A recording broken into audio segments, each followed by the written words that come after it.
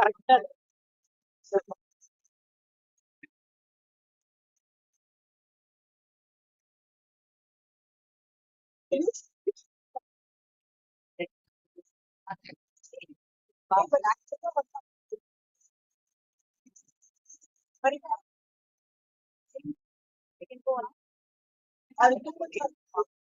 think I like this one. You want to put it on? Oh, send போடலாம்.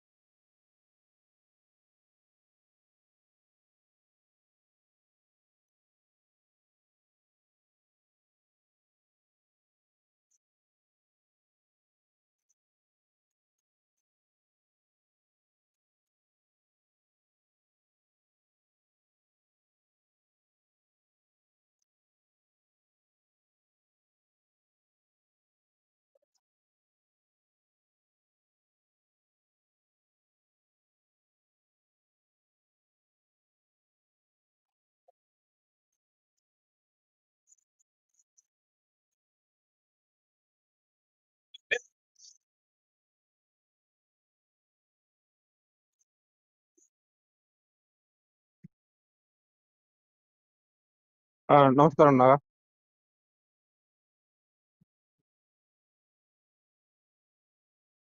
నమస్కారం.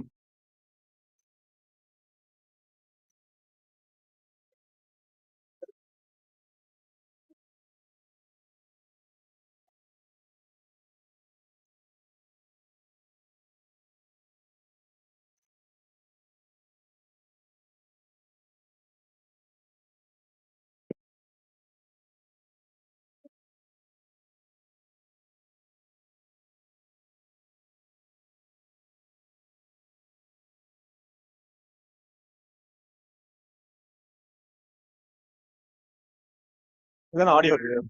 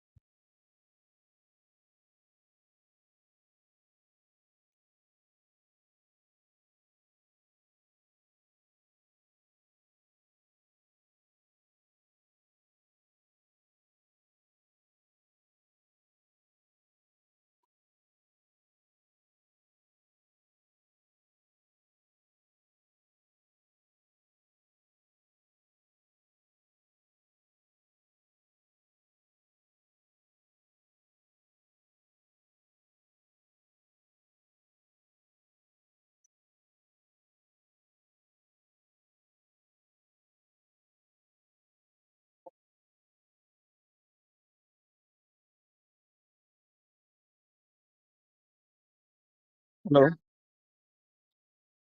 Hello கேக்குதா?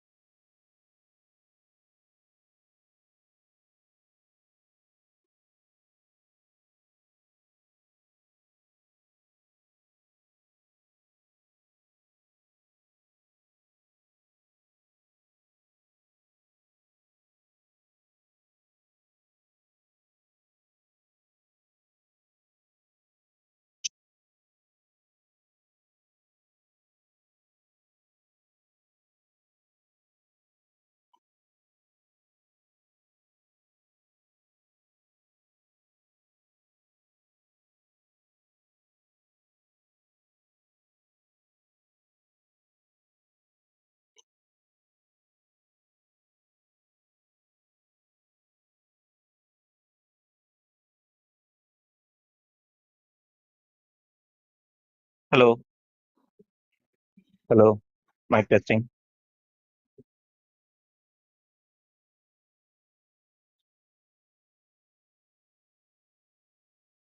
நான் பேசினா இது பக்கத்துல வச்சு பேசினா வருது. ஓகே, கேக்குது. அதான் முதல்ல கேட்டுச்சு, ஆக்சுவலா கிளியரா தான் கேட்டுச்சு. இன்னொருத்தவங்க பேசுனது கேட்டது ஆக்சுவலி. ஓகே.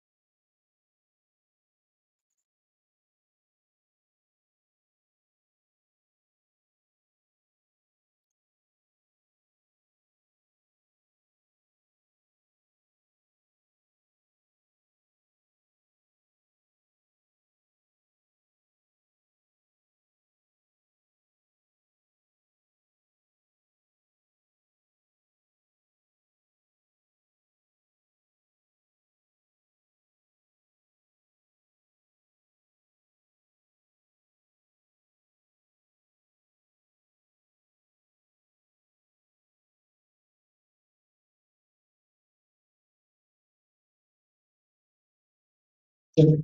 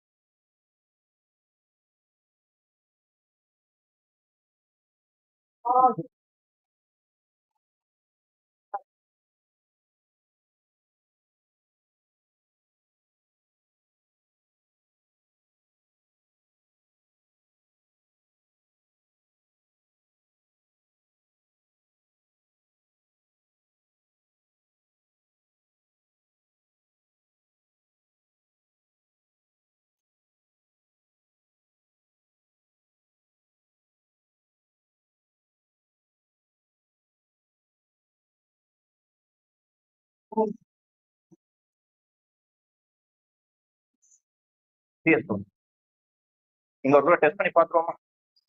அதான் இங்க வரைக்கும் வருது. I can move the podium little bit for.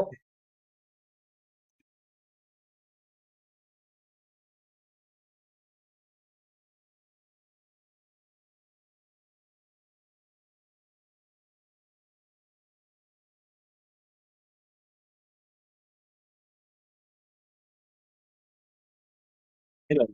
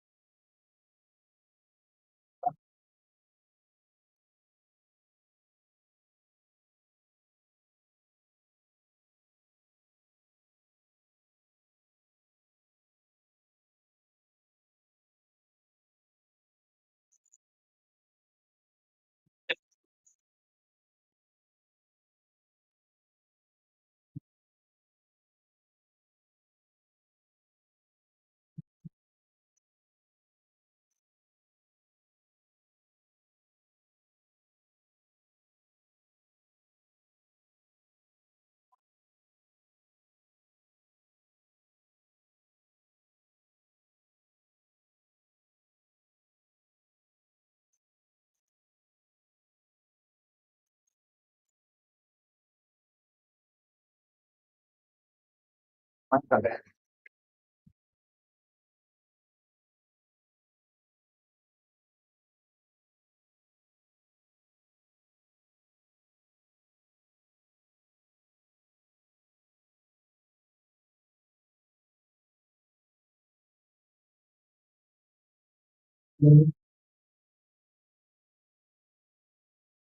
Om Namo Bhagavate Vishnu.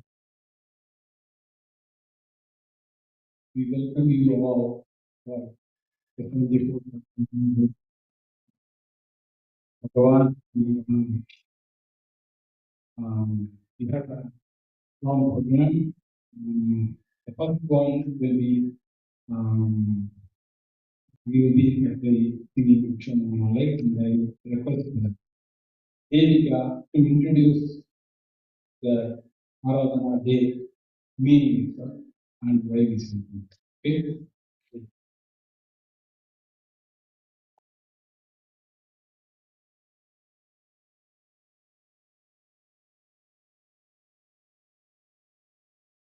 Ramadan Aradhana Day is a celebration of Ramana Maharshi's Mahatma. This day was on April 14, 1950.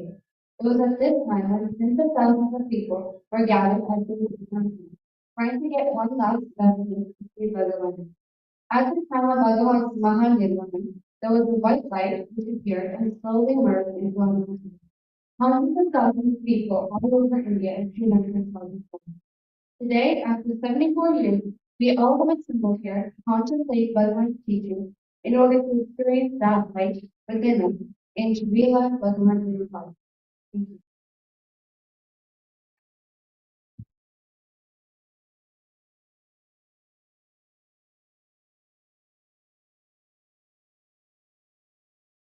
How we all Akshara Manamaya.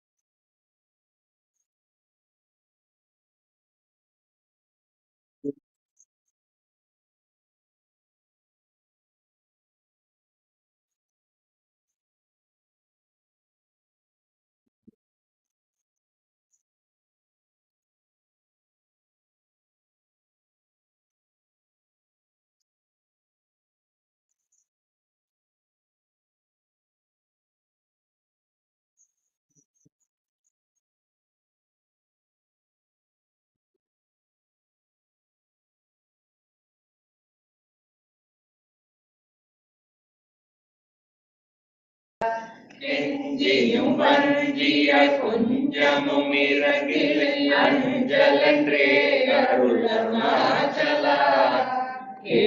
கேளாதளிக்கும் கேடில் புகழை கேடு செய்யாத அருள் அருணாச்சலா. கையினில் கனியும் நீரசம் கொண்டு வகை வெறி கொளவருள் அருணாச்சலா. கொடியே கடியரை கொல்லுமை கட்டி கொண்டெங்கள் வாழ்வேன் அருணாச்சலா. அருணாச்சல சிவ அருணாச்சல சிவ அருணாச்சல சிவ அருணாச்சலா. அருணாச்சல சிவ அருணாச்சல சிவ அருணாச்சல சிவ அருணாச்சலா. கோபவில் குணத்தோய் குறியாய் என்னை கொள்ள குறையன் செய்தேன் அருணாச்சலா. கௌதமர் போற்றும் கருணை மாமலையே கடை கணித்தாழ்வாய் அருணாச்சலா. சகலமும் விழுங்கும் கதிரொளியின் நமன ஜலஜமலத்தி அருணாச்சலா. சாப்பாடுன்னை சார்ந்துணவாயான் சாந்தமாய் போவன் அருணாச்சலா.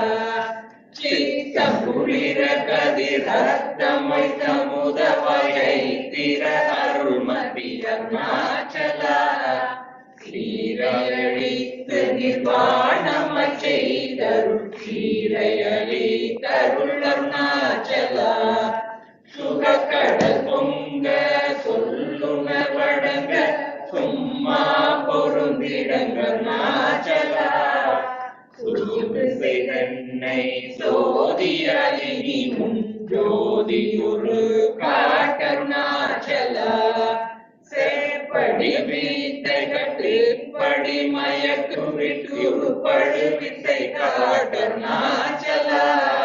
சேராயனின்மை நீராய் உருகி கண்ணீராற்றழிவேன் அருணாச்சலா. செய்யன தள்ளி செய்வினை சுடுமலர் உய்வகையே துறை அருணாச்சலா. சொல்லாது சொல்லி நீ சொல்லறனில் என்று சும்மா இருந்தாய் அருணாச்சலா. அருணாச்சல சிவ அருணாச்சல சிவ அருணாச்சல சிவ அருணாச்சலா. அருணாச்சல சிவ அருணாச்சல சிவ அருணாச்சல சிவ அருணாச்சலா. சோம்பியை சும்மா சுகமும் துறங்கிடு சொல்வேரெங்கதி அருணாச்சலா. சௌரியம் காட்டினை சழக்கற்றதென்றே சொல்லியாதிருந்தாய் அருணாச்சலா. ஞானியில் கேளாய் நான் என்னுருவியாய் நாடி நின்னுருவேன் அருணாச்சலா. ஞானமில்லாது உன்னாசைய கடற்பர ஞானம் நெறி தருள் அருணாச்சலா. நிமிரு பொன்னியும் மலர்நிலை என்றே நேரின்றனையன் அருணாச்சலா. தத்துவம் தெரியாத தனையூற்றாய் தத்துவம் இதுவென் அருணாச்சலா. தானே தானே தத்துவம் இதனை தானே காட்டுவாய் அருணாச்சலா. திரும்பி அகந்தனை தினமக கண்கான் தெரியும் என்றன என் அருணாச்சலா. வீரமில்லகத்தில் தேடி உன்றனையா திரும்ப உற்றேன் அருள் அருணாச்சலா. தூப்பறிவில்லாயி பிறப்பெண் பயன் ஒப்பிடவாயேன் அருணாச்சலா. தூய்மன மொழிய தோயும் மெய்யகம் தோயவே அருளென் அருணாச்சலா. தெய்வம் என்றுன்னை சாரவே என்னை சேர ஒழித்தாய் அருணாச்சலா. அருணாச்சல சிவ शिव अरुणाचल शिव अरुणाचल अरुणाचल शिव अरुणाचल शिव अरुणाचल शिव अरुणाचल கேடாதூற்றனல் திருவருள் நிதி அகத்தியகம் தீர்த்தருள் அருணாச்சலா தைரியமோடு முன்னையகநாடயம் தற்கழிந்தேன் அருள் அருணாச்சலா தோட்டருள் கைமை கட்டிடாய நிதியம் நடமாவே அருள் அருணாச்சலா தோடமில் நீ அகத்தோடொன்றி என்றும் சந்தோடம் ஒன்றிட அருள் அருணாச்சலா நகைக்கிடமில்லை நின் நாடிய என்னை அருள் நகையிட்டு பார் நீ அருணாச்சலா நானிலை நாடிட நானாயொன்றினை காணுவாய் நின்றனை அருணாச்சலா நின்று எரித்தனை நீராக்கிடுமுன் இன்னருள் மழை பொழி அருணாச்சலா நீ நானறப்புழி நிறங்களிமயமா நின்றிடும் நிலை அருள் அருணாச்சலா நுண்ணுரு முனையான் விண்ணுரு நன்னிட என்னலை இருமென் அருணாச்சலா நூலறிவறியா பேதையன் என்றன் மாலறி அருள் அருணாச்சலா நேக்கு நெக்குருதியன் கூக்கிட உன்னை புகழ்ந்த கண நின்றனை அருணாச்சலா நேசமில் எனக்கு ஆசையை காட்டி நீ மோசம் செய்யாத அருள் அருணாச்சலா அருணாச்சல சிவ அருணாச்சல சிவ அருணாச்சல சிவ அருணாச்சலா அருணாச்சல சிவ அருணாச்சல சிவ அருணாச்சல சிவ அருணாச்சலா கனியால் நலநிலை பதத்தில் நாடியுட்கொள் நலம் அருணாச்சலா நொண்டிடதுன்றனை தந்தனை கொண்டிலை அந்த கண்ணியன கருணாச்சலா நோக்கிய கருவிமை காக்கிய பக்குவம் ஆக்கினியாண்டருள் அருணாச்சலா பற்றிமால் விடந்தலை கூற்றிடு முனமருள் பற்றிட அருள் புரி அருணாச்சலா பார்த்தருள் மாலர பாட்டிலையெனில் அருள் பாருணக்கா சொல்வர் அருணாச்சலா வீட்டு விட்டுனை நேர்பித்தனாக்கினை அருள் பீத்தம் பெரி மருந்தருணாச்சலா வீதியில் உன்னை சார் வீதியில் என்னை சே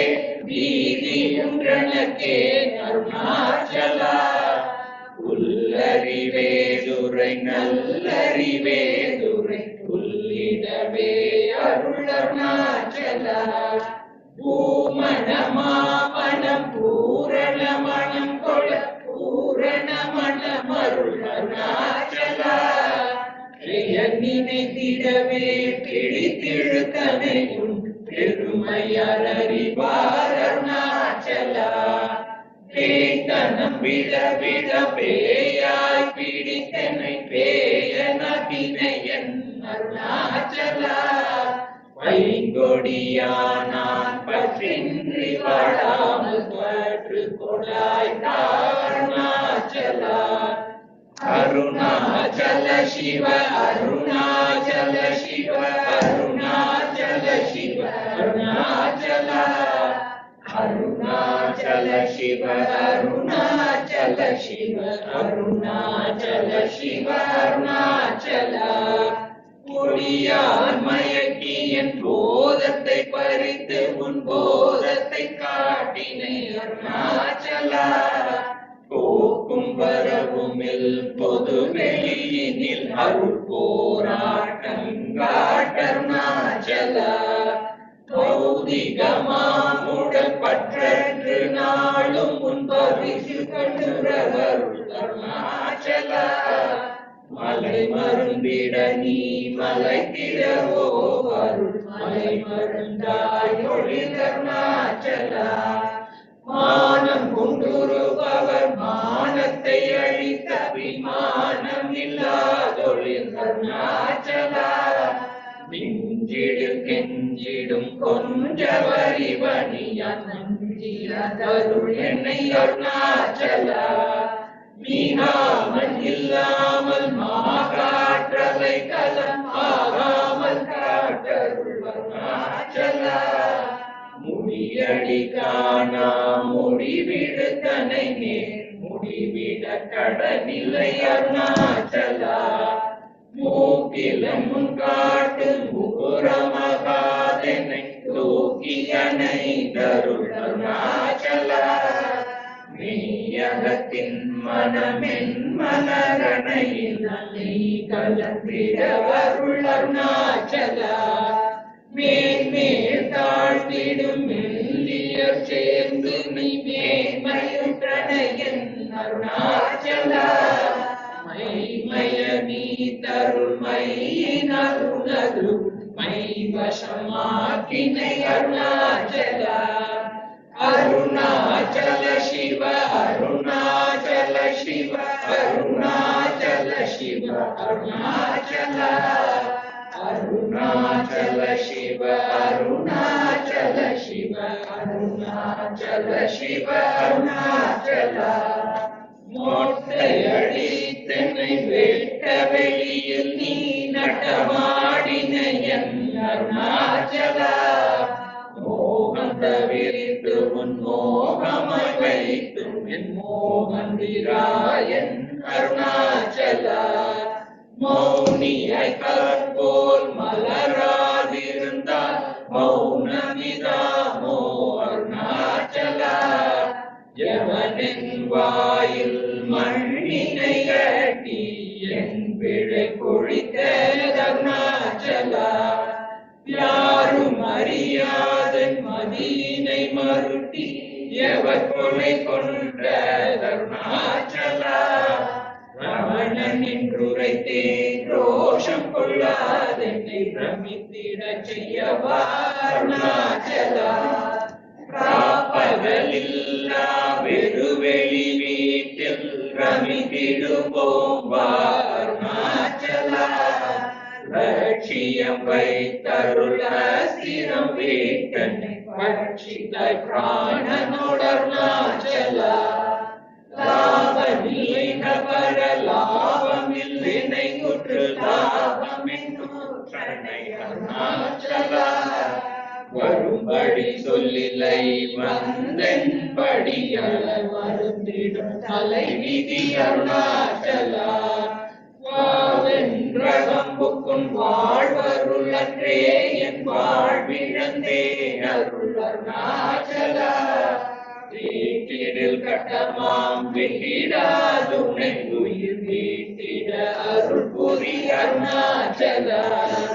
அருணாச்சல சிவ அருணாச்சல சிவ அருணாச்சல சிவ அருணாச்சலா. அருணாச்சல சிவ அருணாச்சல சிவ அருணாச்சல சிவ அருணாச்சலா.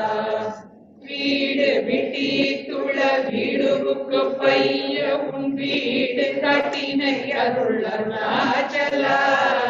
வெளிவிட்டேன் உன் செயல் வெறுத்திடாதும் அருள் வெளிவிட்டனை காரணாச்சலா. வேதாந்தத்தே வேரற விளக்கும் வேத பொருள் அருள் அருணாச்சலா.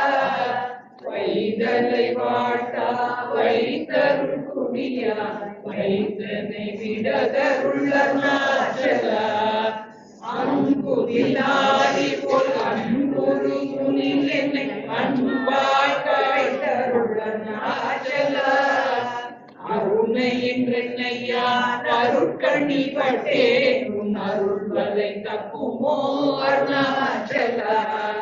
சிந்தி தருள் பட சிலந்தி போல் கட்டி சிறையீட்டும் என்னை அருணாச்சலா.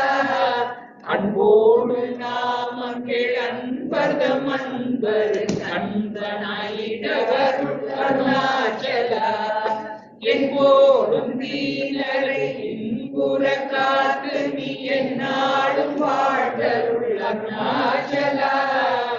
என் குரு அன்பதம் நின் சொற்கள் செவியும் என் பொன்மொழி கொள Arunachala.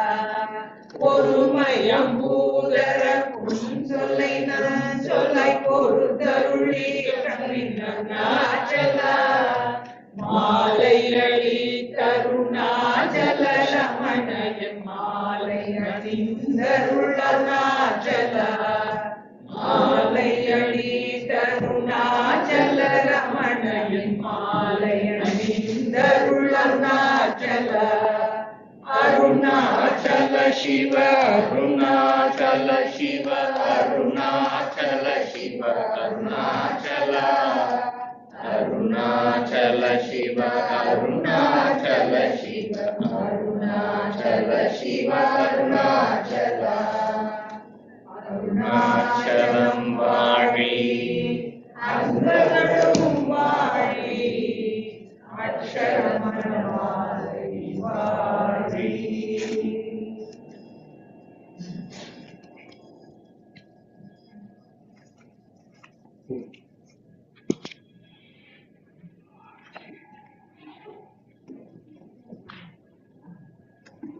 Now, I have been given the pleasant task of introducing Bhagavad Prasan, fondly addressed by all of us as Barbaraji.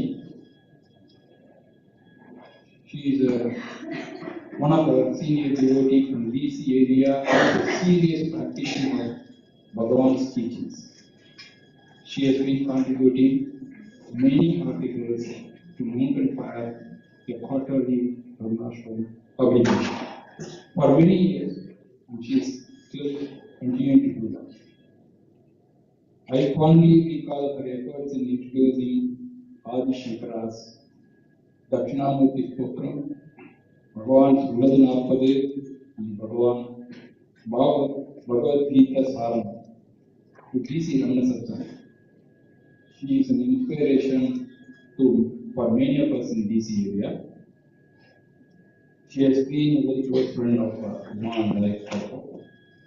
Without further ado, I request Barbaraji to come on stage to give her description of how her journey through Bhagavan's service.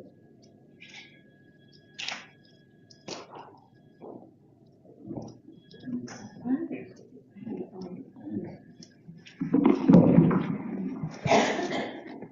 you. Thank you.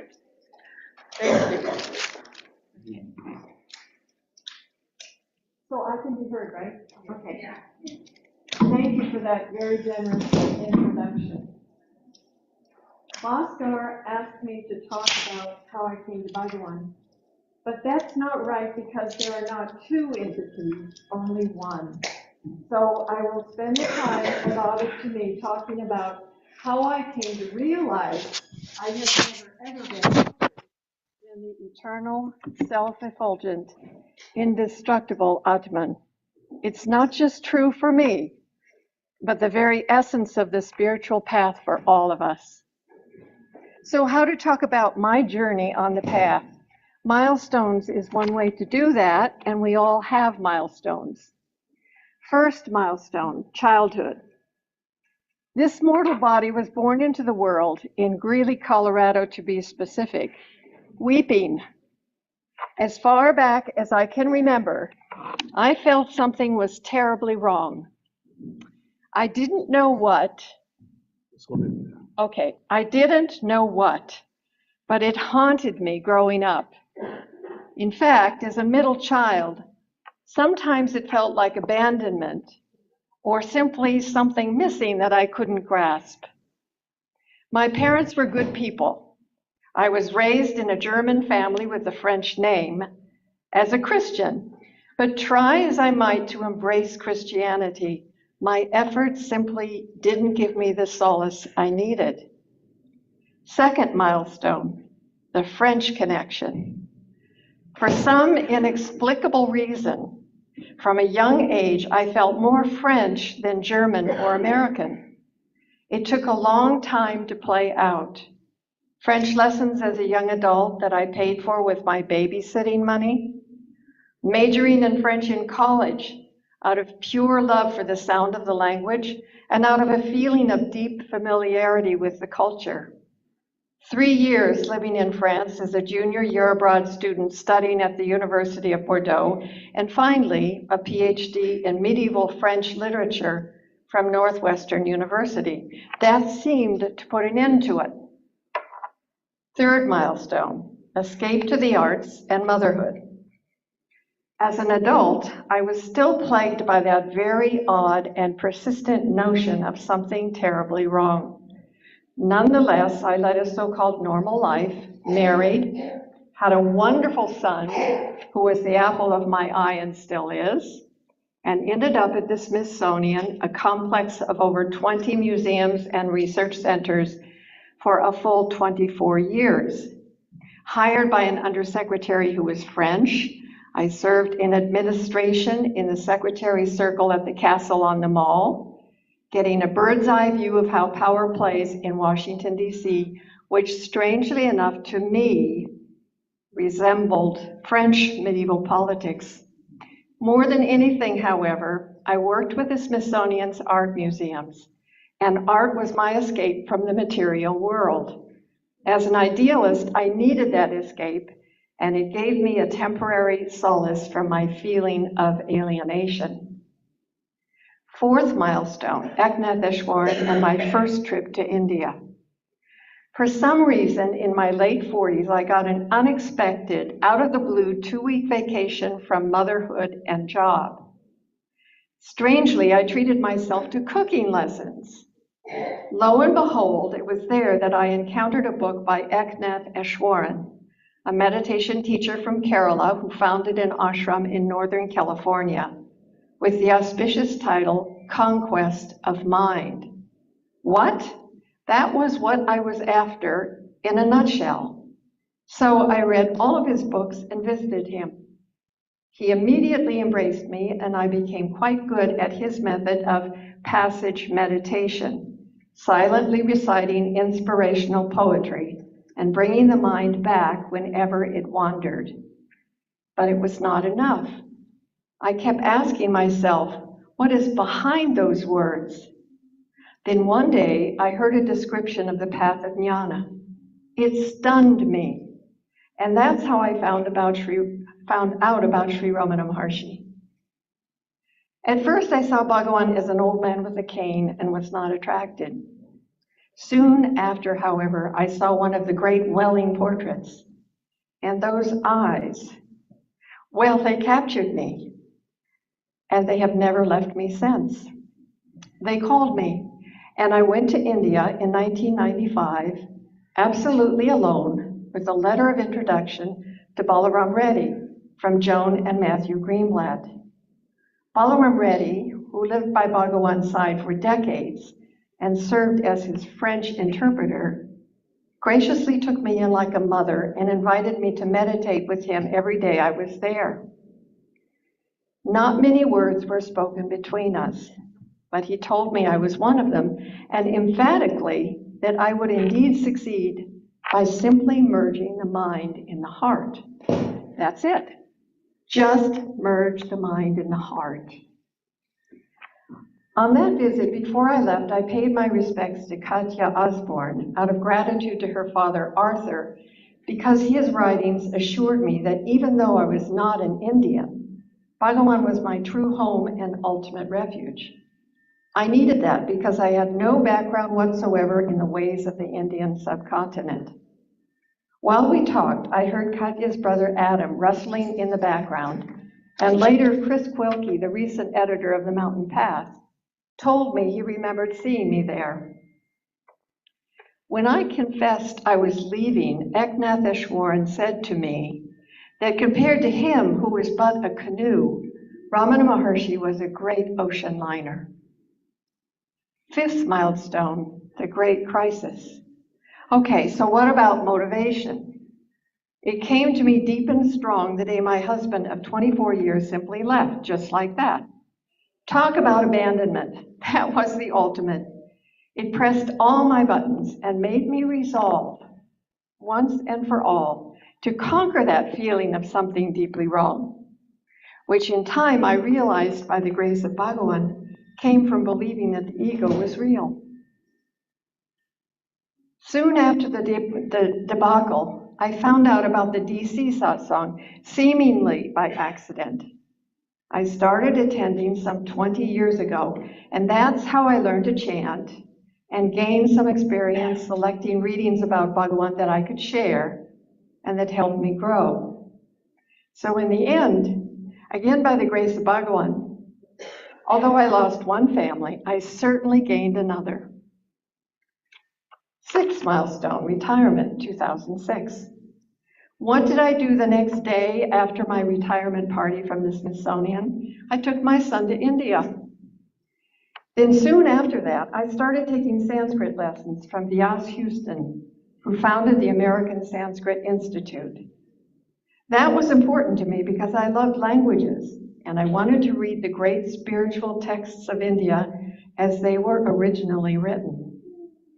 Whenever I read them in the original Sanskrit and could pick out the exact words and see how they fitted together, I felt exalted, exhilarated, transported into a world where that feeling of something wrong simply did not exist.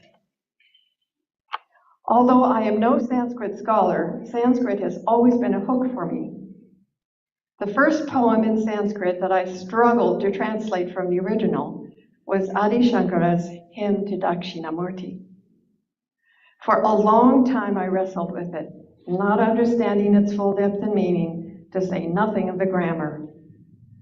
But that opened up, and clarity emerged when, after the last of 6 trips to India, it finally occurred to me to read Bhagavan's translation of it. That translation so inspired me that I spontaneously wrote a commentary on the poem just like that. And I shared it with Chris Quilke, who had become a fast friend by then, just to share it. To my utter surprise, he published it in several issues of The Mountain Path. And in 2019, he asked me to take over the keyword articles. For that, I felt totally incapable and unprepared. He persisted and asked me to try it out. So I selected a few Sanskrit verses from the Atma Bodha that contain the verb bha, to shine, because they inspired me and got the job. On top of that, Chris asked me to take on the divine word that begins each issue, which I agreed to do because commentary on those divine words somehow came easily. 7th and final milestone, Maruganar and learning to abide. After exploring many ancient texts in Sanskrit through keyword articles for the last 4.5 years, my path unexpectedly has taken another turn. It came about when P.S. Subramanian, a dear friend and fellow devotee who knows my strong proclivity for study, suggested I attend the Houston satsang on Saturdays. I tried it and got hooked on translations by Michael James and Robert Butler. That immersion happily cleared remaining doubts I had about Advaita Vedanta and made me decide to devote any future articles I might write for the Mountain Path to only texts that have been translated by Bhagavan. So a tightening occurred. No more wondering about. Bhagavan's translations of Devi Kalotaram, and especially Atma Sakshatkaram, have become anchors for dedicating my spiritual path from this point on to a more intense practice of Atma Vichara and deep surrender. Bhagavan's Brahmastram, Who Am I?, is far more effective than being lulled into a temporary peace through ritual or some other means that involve the mind. It gets to the knot and directly confronts the root of all problems.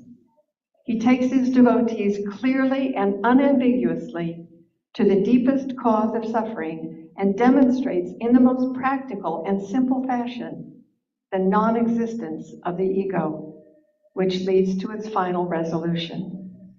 In my own experience, his unique and divine tool has always significantly enhanced the meaning of any ancient spiritual text I have ever studied, and for that, I'm deeply grateful. Long ago, Atmavichara gave me glimpses of pure awareness, but abiding, well, it simply eluded me. Then finally, Muruganar helped me understand that only grace could make that happen. Stop trying with the mind. Let go of everything, increasingly, every day, and just be. Bhagawan will do the rest. Here is the prologue to 70 verses on the feet of the Lord from Muruganar's Sri Guru Ramana Prasadam, translated by Robert Butler. Though perceived by the senses as having form, to those who truly see, they, the feet of the Lord, are the formless expanse of the Supreme.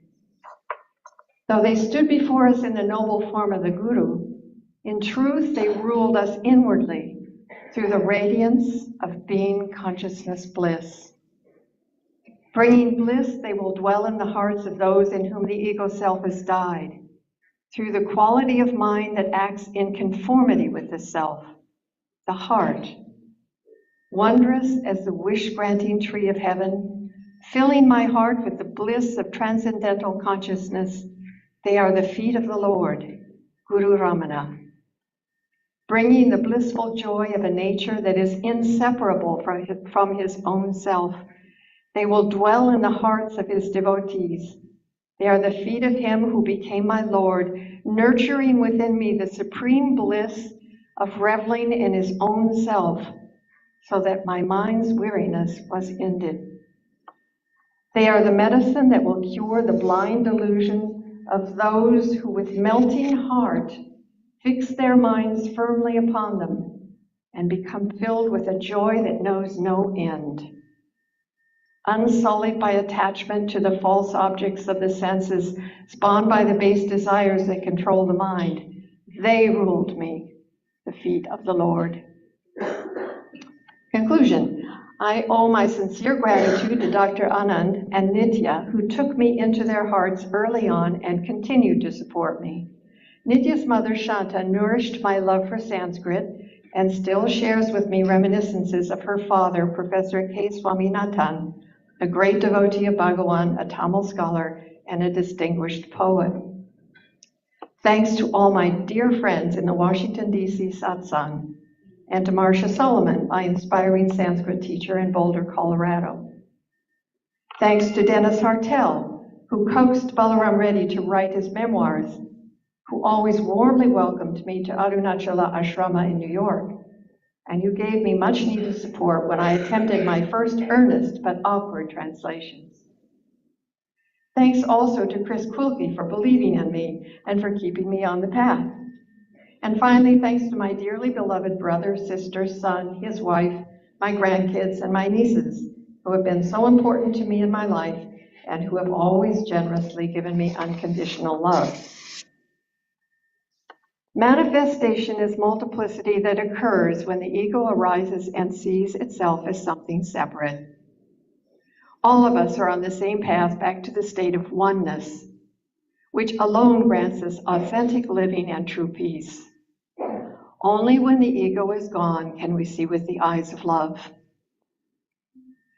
Muruganar wrote a beautiful verse that always moves me deeply. It's verse 409 from Sri Guru Ramana Prasadam, which Robert Butler places auspiciously at the head of his translation. I show my deep gratitude to him who brought about his victorious rule within my heart by maintaining self-attention without a break. There is no other way than this. Benedictions upon the glorious self that shines alone within the heart through the non-dual truth of its self-nature. Om Namo Bhagavate Shri Ramanaya.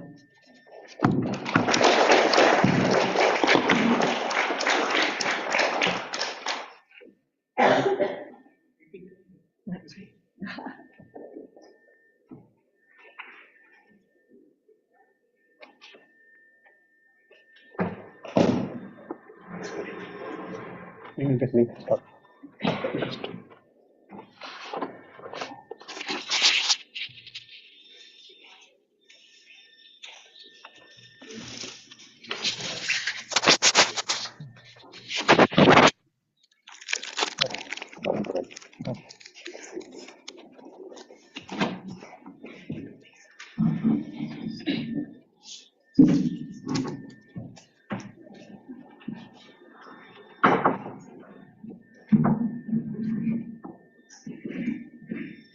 you able to hear me?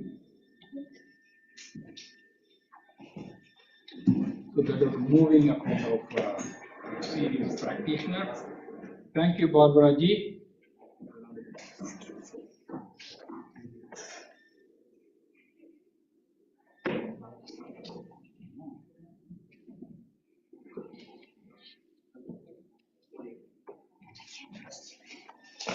Are you able to hear?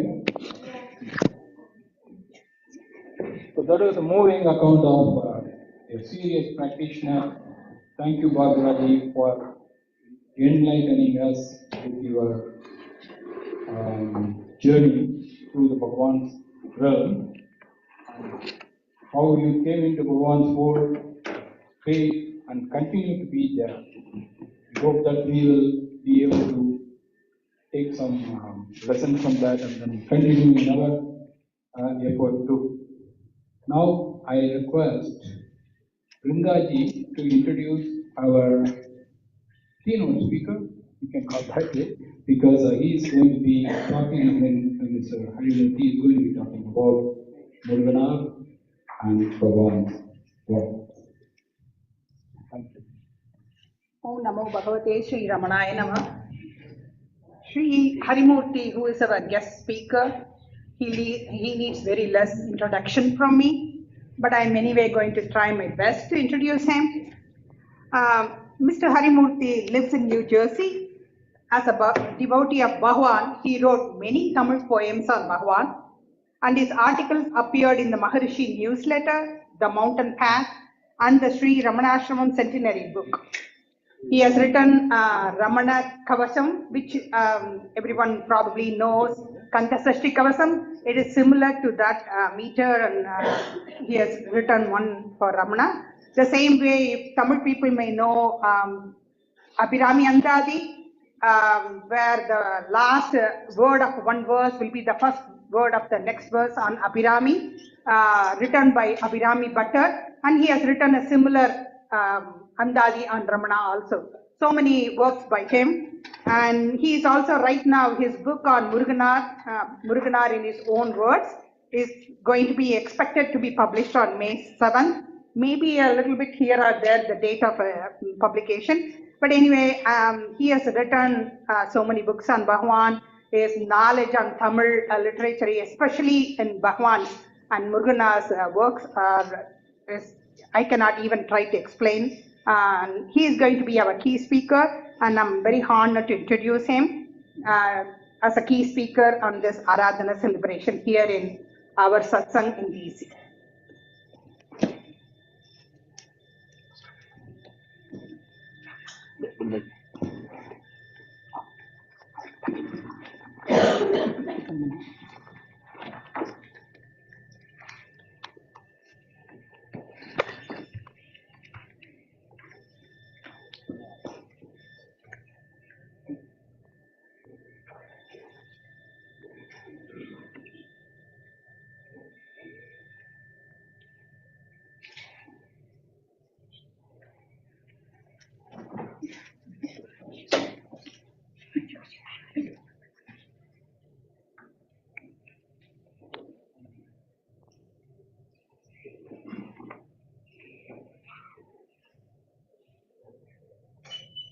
Om Namo Bhagavate Sri Ramanaya. Can you hear me?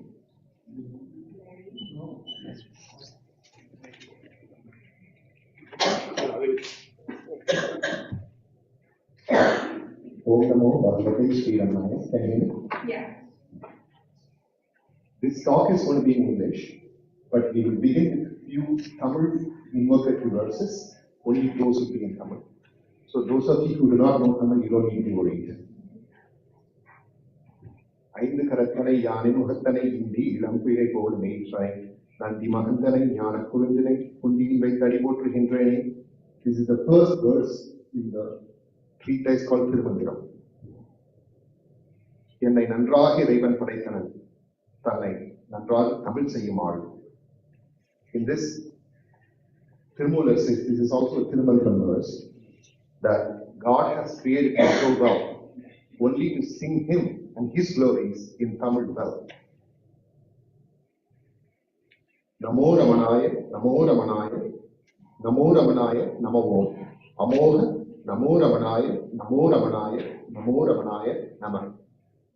This is a beautifully stunning verse by Muruganar in Sri Ramanayana Bodham, Volume 3, verse number 138. உலகலாம் உணர்ந்து உதற்கரியவன் நிலவுலாகிய நீர்மணி வேணியன் அலைகள் ஜோதியன் அம்பலத்து அடைவான் மலர் சிலம்படி வாழ்த்தி வணங்குவான். This is the first verse in Periya Puranam. So with that, we would finish the invocative verses and we will begin the actual conversation. Maybe we will start with this verse. As I said, this is the first verse in a treatise called Periya Puranam. Periya Puranam is a book written by Savior roughly in the 11th century. And the reason Sekira wrote this book called Periya Puranam, which made a huge impact in Bhagavan before Bhagavan had his death experience in as early as 1895, December or November. Sekira had the inspiration to write about the 63 saints of Saiva. And prior to him writing these verses, Sundarar, one of the 4 saints, one of the 63 saints himself, wrote Tiruthandathai, which is a small snippet in praise of these 63 saints of Shaiva or Shiva. And later on, expanding on that small verses, Nambiyadar Nambi wrote a slightly expanded version of extolling the 63 saints. Now, later on, Sekiyar comes along and he really wants to write a wonderful treatise exploring the devotion of these 63 saints. Therefore, he begins to write this thing called Periya Puranam, which is big Puran. It is the biggest thing is to glorify the devotees of Lord, not Lord himself, but the devotees of Lord. So he sits in Chidambaram, near the Shivaganga, which is the tank, the temple tank. There's a 1,000-pillared hall, and he sits there. He wants to write. Barbara is very fluent. She can write wonderful articles, but many of us cannot write just like that. So he sits. Nothing comes to him. He waits for 30 minutes. Nothing. 1 hour. Nothing. Those of you guys who know, you write essays for your school, you know exactly, right? You sit, nothing comes. An hour and a half, nothing. 2 hours, nothing. Blank. Then suddenly, he hears a voice. The voice comes from the Chidambaram temple itself. The first word comes up, called Ulagam, which means the entire universe. That's the first word. Inspired by the word, Periya Puranam is written. The beauty is, Ulagalam comes in the first verse. Ulagalam is the last word of the last verse that Periya Puranam concludes. The middle verse also is Ulagalam. Emphatically, Sekira begins with Ulagalam. He's everywhere. Ends with he's everywhere, and across the board, he talks about all those devotees. Now, why this is relevant to us? There are many reasons why we come back to the Sekiyar Periya Puranam throughout this conversation. But in very many ways, Tamil poets and Tamil literature conveys a straightforward meaning, right? That says what this verse is all about. But they use a lot of subtle hints to tell us about the poetry they write. That poetry is blissful. If you understand the inner meaning of why such poems exist, we can enjoy this beyond what the meaning itself conveys. In very many words, many of these poems are great Mahavakyas.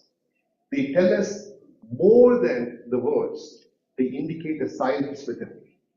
Now, I told you the first word was given by Lord Shiva himself from the Chidambaram temple, and this poem was spontaneously composed by Sekiyar in praise of Lord Shiva. This says, "Ulagalam umandu oda kariyavan." The entire world cannot realize him and understand him, and it's very difficult to sing his glories having realized him. That's what the first line says. "Nilavulagiya neepaliveniyan." In his head, the great Ganges flows. Right? His long hair matted as Ganges flowing down. Alahil Jyoti is unlimited consciousness, unlimited effulgence light. Ambalatul Arman, it has two meanings. He dances across the world. Ambalam also means Chidambaram. He is dancing as Lord Nadaraja in Chidambaram. Malar Chidambari Varti Varanguvam. Let's praise his golden anklets and let's praise his glories. That's what this song means. Now, how does this connect to the 63 saints? The beauty is, if we count the number of syllables, number of letters used in this, there are 63 letters. How glorious is it?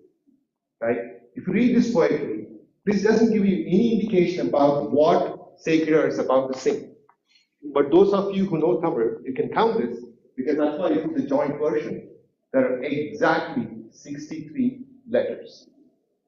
Now, if you're a Tamil poet, trying to write a verse with 63 letters, all I can wish you is good luck. It's not easy.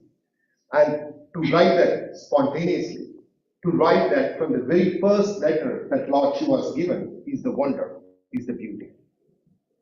Now, from here, we will transition to the subject of today's conversation, Murugana and Bama. So those of you who recognize the central figure of this is our Bhagavan. And the person who's staring at him with the long hair, almost like a saint, is Murugana. Murugana had a conviction that you don't need to close your eyes while you're sitting in front of Bhagavan. Because for him, Bhagavan is glory, Bhagavan is Lord Shiva, he's Paramatma, you're looking at him in front of your eyes. Why do you ever close your eyes? He always looked at Bhagavan.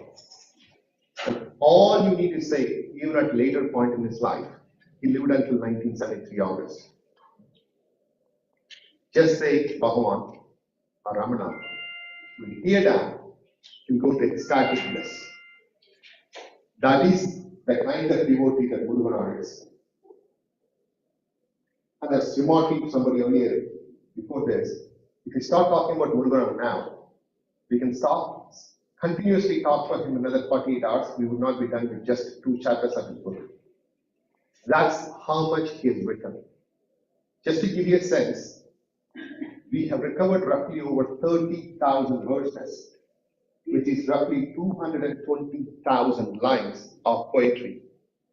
This poetry is not any random poetry, it's the highest caliber poetry. Many words that Muruganath has used in his poetry cannot be understood by normal graduates of Tamil.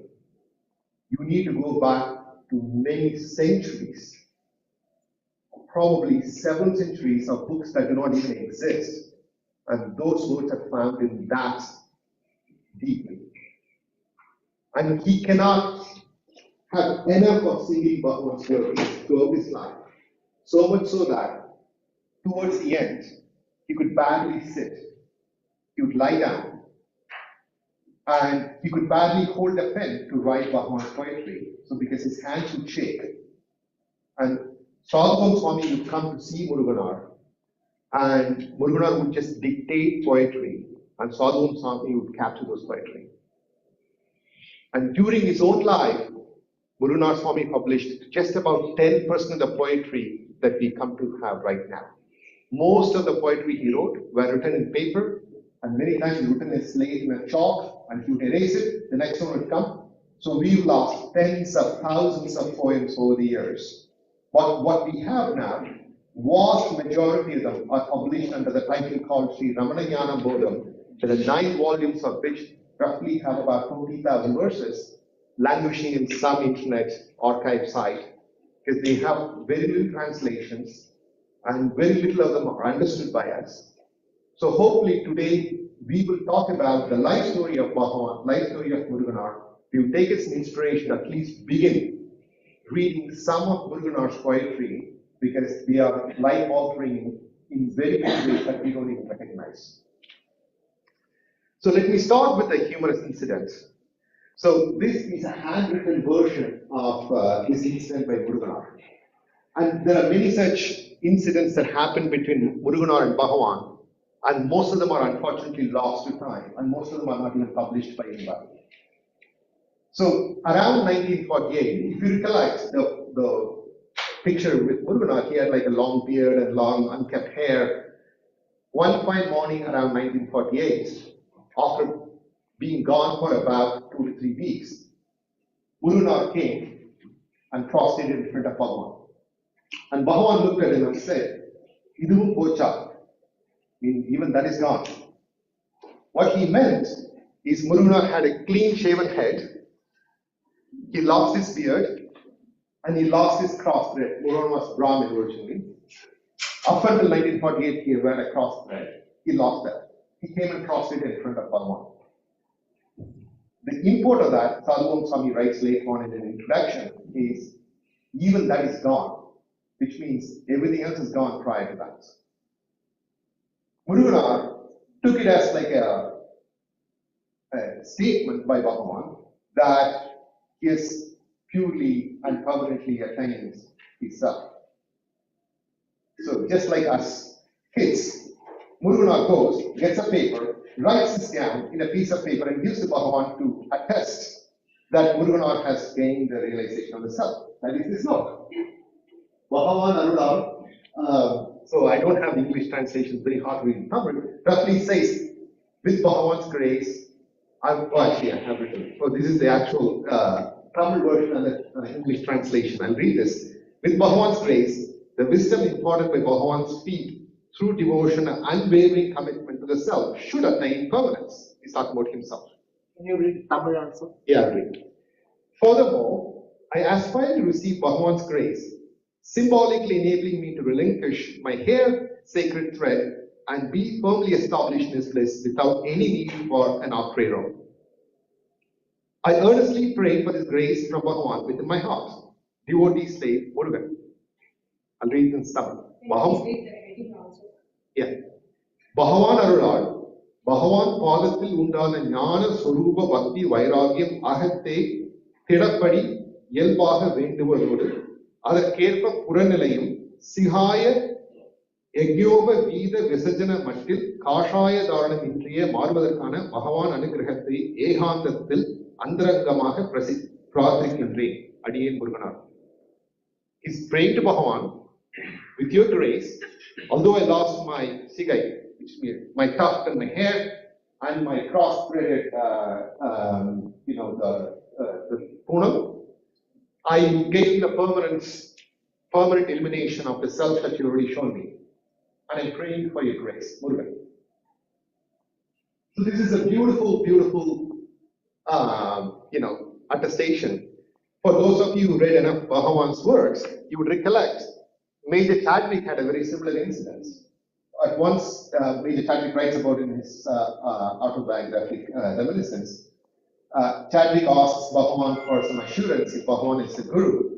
Bhagavan looks at Chadwick and says, "What do you need? A registration? And do you need like an attestation? Do you want Sub-Register Narayana to come and give you a papiram?" That's what it's called. To prove that I'm your guru. Right? That's kind of what Bhagavan says.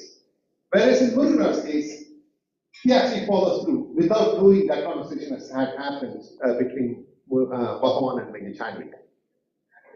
Now, If this is all it is, this is a humorous incident, perhaps with some spiritual connotation. But with Muruganar, everything is graceful. There is always a poem about every aspect of Muruganar's life buried somewhere in his poetry. It's upon us to go and discover this. This incident happened in 1948. Around late 1960s, he composes a wonderful poem about this incident, and he tucks it away somewhere in the corner of a book. This is in Ramanajnana Bodham, Volume 7, verse number 1392. This says, I'll read the English translation. From today onwards, I shall become your servant. I put these words in writing to formalize the sentiments within my heart, signing this as an official document. However, when I searched for who could sign this document, I could find none. What a beauty. This is Bhagavan's quintessential teaching. There is no signer, there is no sign, there is nothing to sign. All that is a singular self that is ever shining in our heart as the wonderful Paramatma.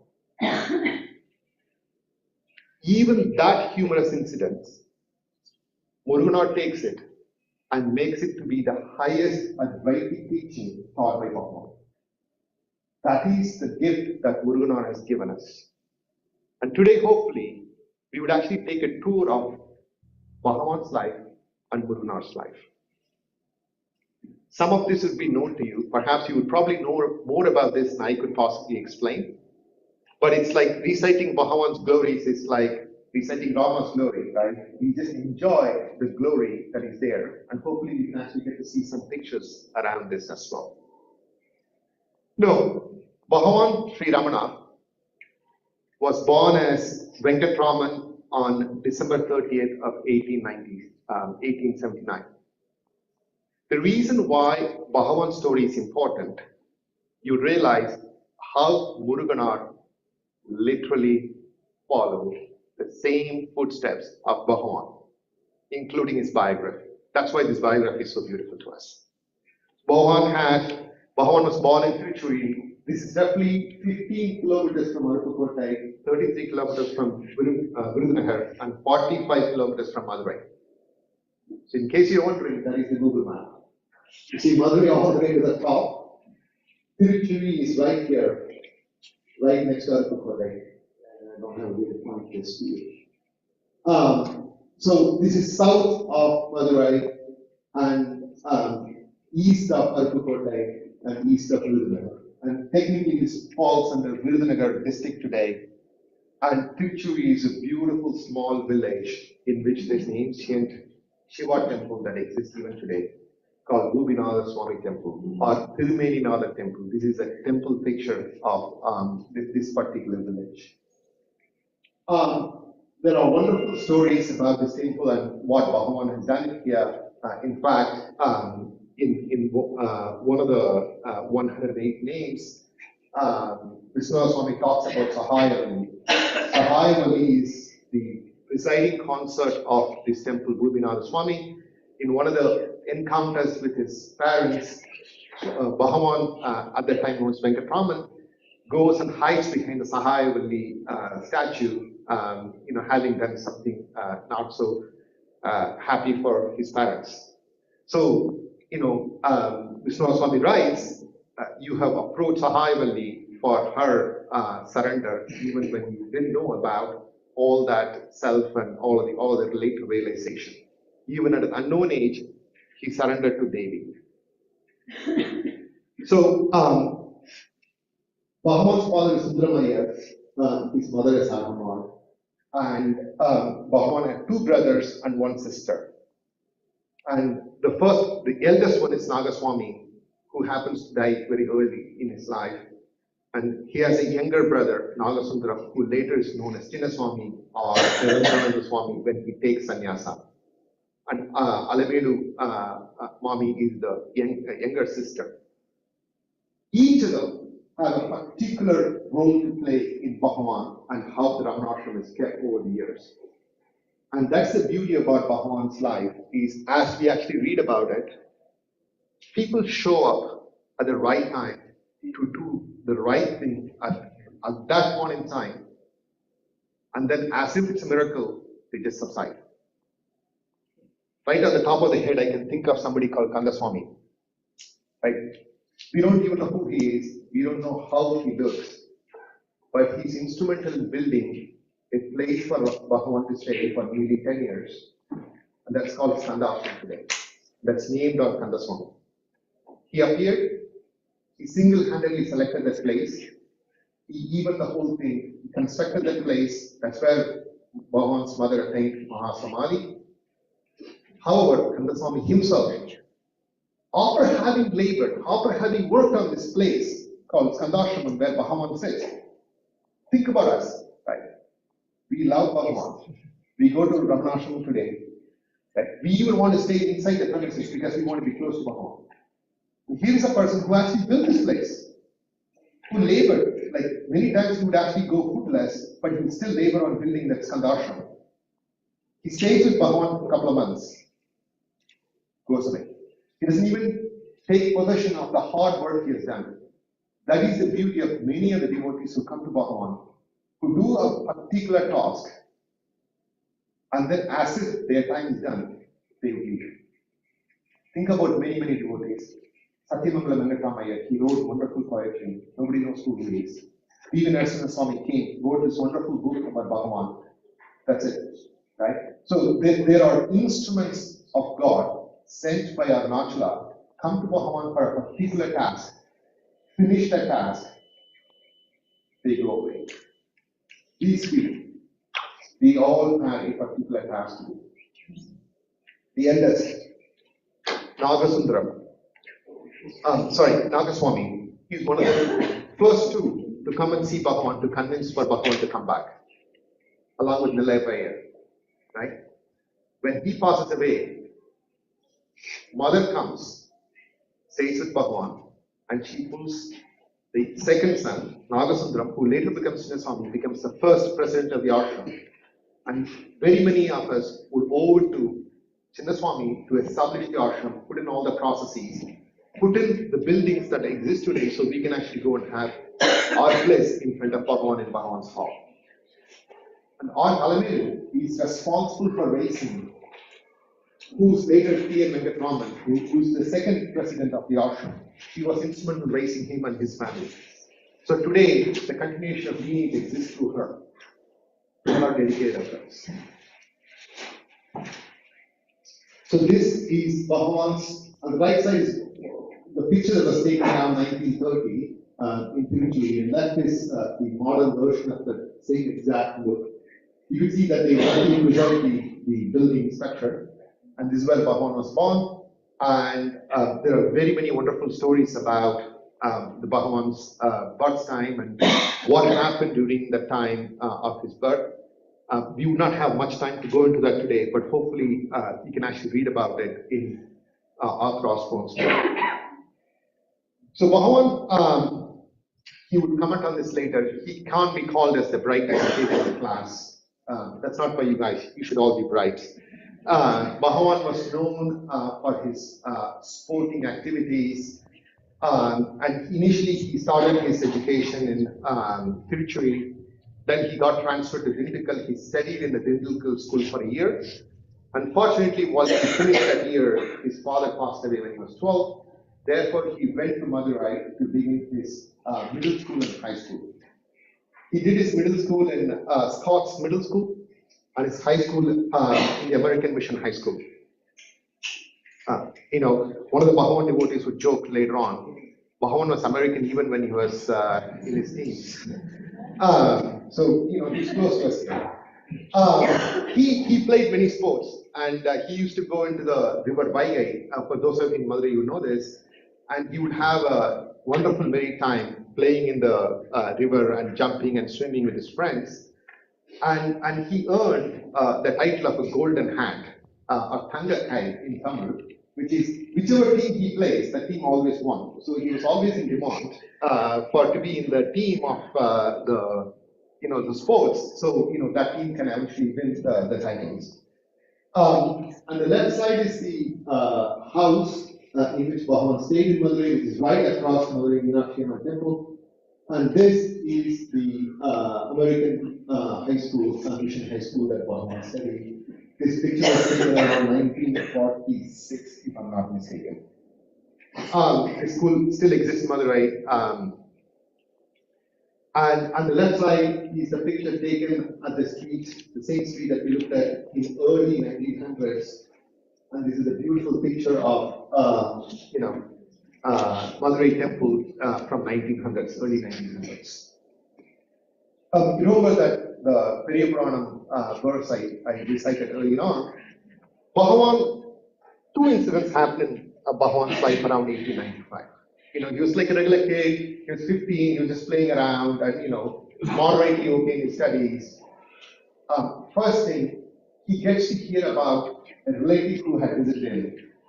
And he asked the relative, where is he from and where did he go? And he said, he went to Arunachala.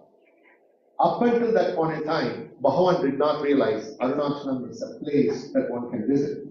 He thought, and we still know it is, that it's an ethereal place, it's a heaven of sorts where nobody can go.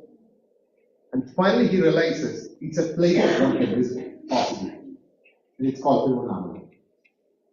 Second thing that happens, he gets access to a book called Periya Puranam, which is, as I said, is a wondrous book writing the virtues of the 63 saints or 63 Navamars.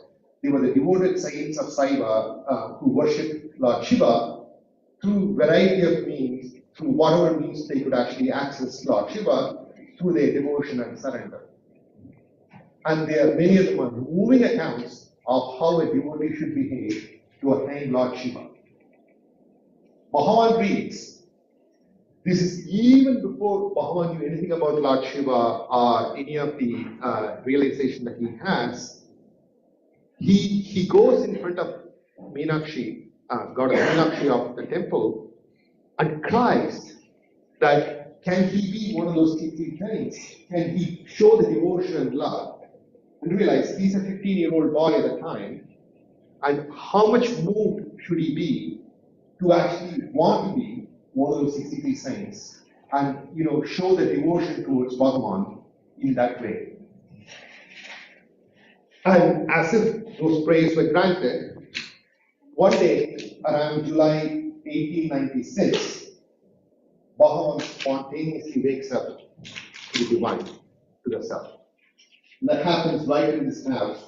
It's called Ramana Mandiram today. This is today's view. It's in the same street of the Madurai temple. And there's a beautiful meditation center. And this particular hall is where Bhagavan completely and spontaneously realizes the self. We as sadhakas know how hard it is to hold on to attention for few full seconds. And Bhagavan, without any education, without any Advaitic Vedanta, without reciting any poems or japa, spontaneously wakes up in reality.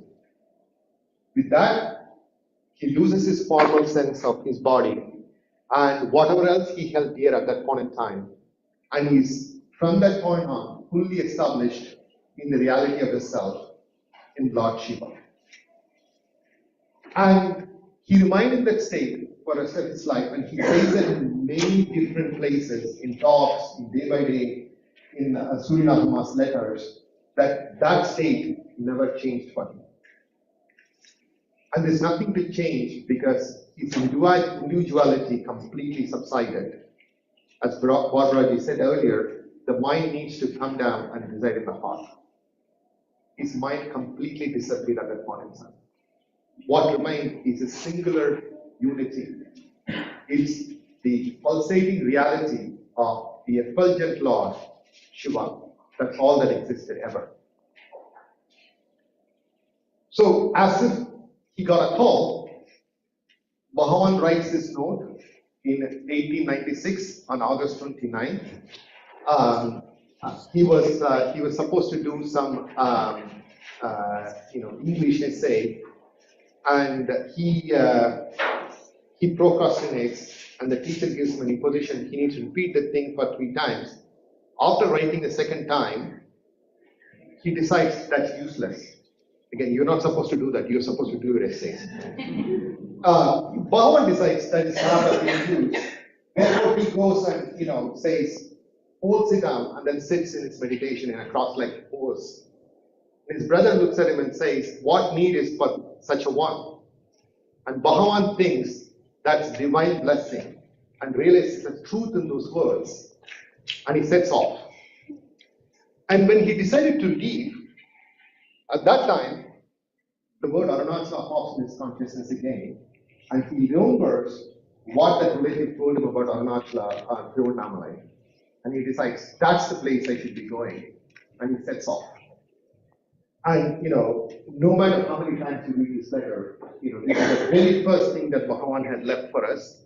This note was recovered later on in Dindigul in Vishwanath Swami's parents' house. And I read the English translation. I have set out in quest of my Father in accordance with his commands. It's on a virtuous enterprise that this has embarked. Therefore, let none grieve over this act, and let no money be spent in search of this. Your college fees have not been paid. This is for his brother. 2 rupees are enclosed. And then there is like a simple dash. So Bhagavan has taken 2 of the 5 rupees that's meant for his brother's college fees. 3 of the 5 rupees and leaves 2 rupees back. And he sets off in a train. And after 3 days, and the journey itself is so beautiful, and it's worth, spending another one of these, satsangs to talk about the journey itself, and what and how delightful that journey was for Bhagavan to reach his father's abode, which is Arunachala. And he comes and looks at this, and that is where he remains, and he still remains right here in the southern slopes. So he stayed in a number of different places. He stayed in Mango Grove, Gurumuttam, and Pavalakundu, and that young Swami is quite endrawn, and he's completely quiet. And he had no reason to speak, and he was not in any silent mode, but he was so absorbed in the reality of the self that he need not speak. There was no need for him to articulate anything to anybody. And this is Payani Swami. You should again be indebted. We talk about these devotees who just appear at the right time for a specific purpose. Payani Swami, arguably one of the longest attendees that Bhagavan had for roughly 21 years, preserved Bhagavan's body for us. Many, many times, Bhagavan would be so lost to the bliss of the self, he needs to be force fed food in his mouth. And sometimes, Bhagavan's 8 kids would come and bother him because, he is a guy, he is a person sitting around, and people don't realize the self that is absolutely in its communion with itself. They look at the body and they think it's a small body. They would actually throw stones, they would actually start bothering. And Payani Swami used to protect Bhagavan so that none of those things would actually bother him, and he'd be left alone to be in his own bliss. But ever we should be grateful to Payani Swami. And around this time, Bhagavan's mother, along with her youngest son, come to meet with Bhagavan, and they plead to Bhagavan to come back. But although they realize the greatness of Bhagavan, it's their flesh, it's their son. And they actually want Bhagavan to come back, and they're willing to place a separate herd, they're actually willing to feed him. Bhagavan remains steadfast in silence, does not answer, despite mother's pleas. And somebody asks Bhagavan, can't you not even write down so that your mom can be pacified? And he writes this wonderful statement. And it's a great education for rest of us mortals who seem to be afflicted with a lot of different things at different times. We go through our agonies and happiness. At the end of it all, what Bhagavan says is, remain silent. I'll read the English translation. The ordainer controls the fate of the souls in accordance with their past deeds, their prabhavda karma. Whatever destined not to happen will not happen. Try how hard you may. Whatever is destined to happen will happen. Do what you may to stop it. This is certain. The best course, therefore, is to remain silent. This without knowing the background on this, if you just read the Tamil version of it, you would actually think it's like an Upanishadic translation, right? It's one of the ancient translations of the Vedas. The depth of this, probably not understood by many at the time, but over generations is preserved. And his mother gave up, pushing him further to return home. As with many of our encounters, we try something with Bhagavan. Bhagavan absorbs us back into him. He did the same thing to his mother, where she ended up permanently coming and settling with Bhagavan later on. This is Bhagavan's wonderful mother. She stayed here since 1916, and there are wonderful stories about how Bhagavan prayed to Lord Arunachaleshwara in 1914 when she had typhoid, and he wrote wonderful poetry. And in very many ways, that event in my mind begins Bhagavan articulating and writing poems and some translations so we can benefit today for those of us who are not blessed to understand his silence. And on November 18th, 1907, this is a wonderful occasion where a great Sanskrit scholar and a poet called Kavyakanta Ganapati Muni comes and meets Bhagavan. Although he's met Bhagavan multiple times, prior to that, especially in 1903, despite his hard work in penance, and he's done thousands of japas and he's done all these wonderful recitations, his mind is not calm. His mind is very agitated. So he asks Bhagavan, pleadingly, show him the path. Bhagavan at that time, after looking at him for 20 minutes or so, tells him quietly, and that's the first time Bhagavan opens his mouth after a very long time, that look at the source of the japa that Kavyakanta is doing, and that is tapas. He gives a new meaning for what penance is and what tapas is.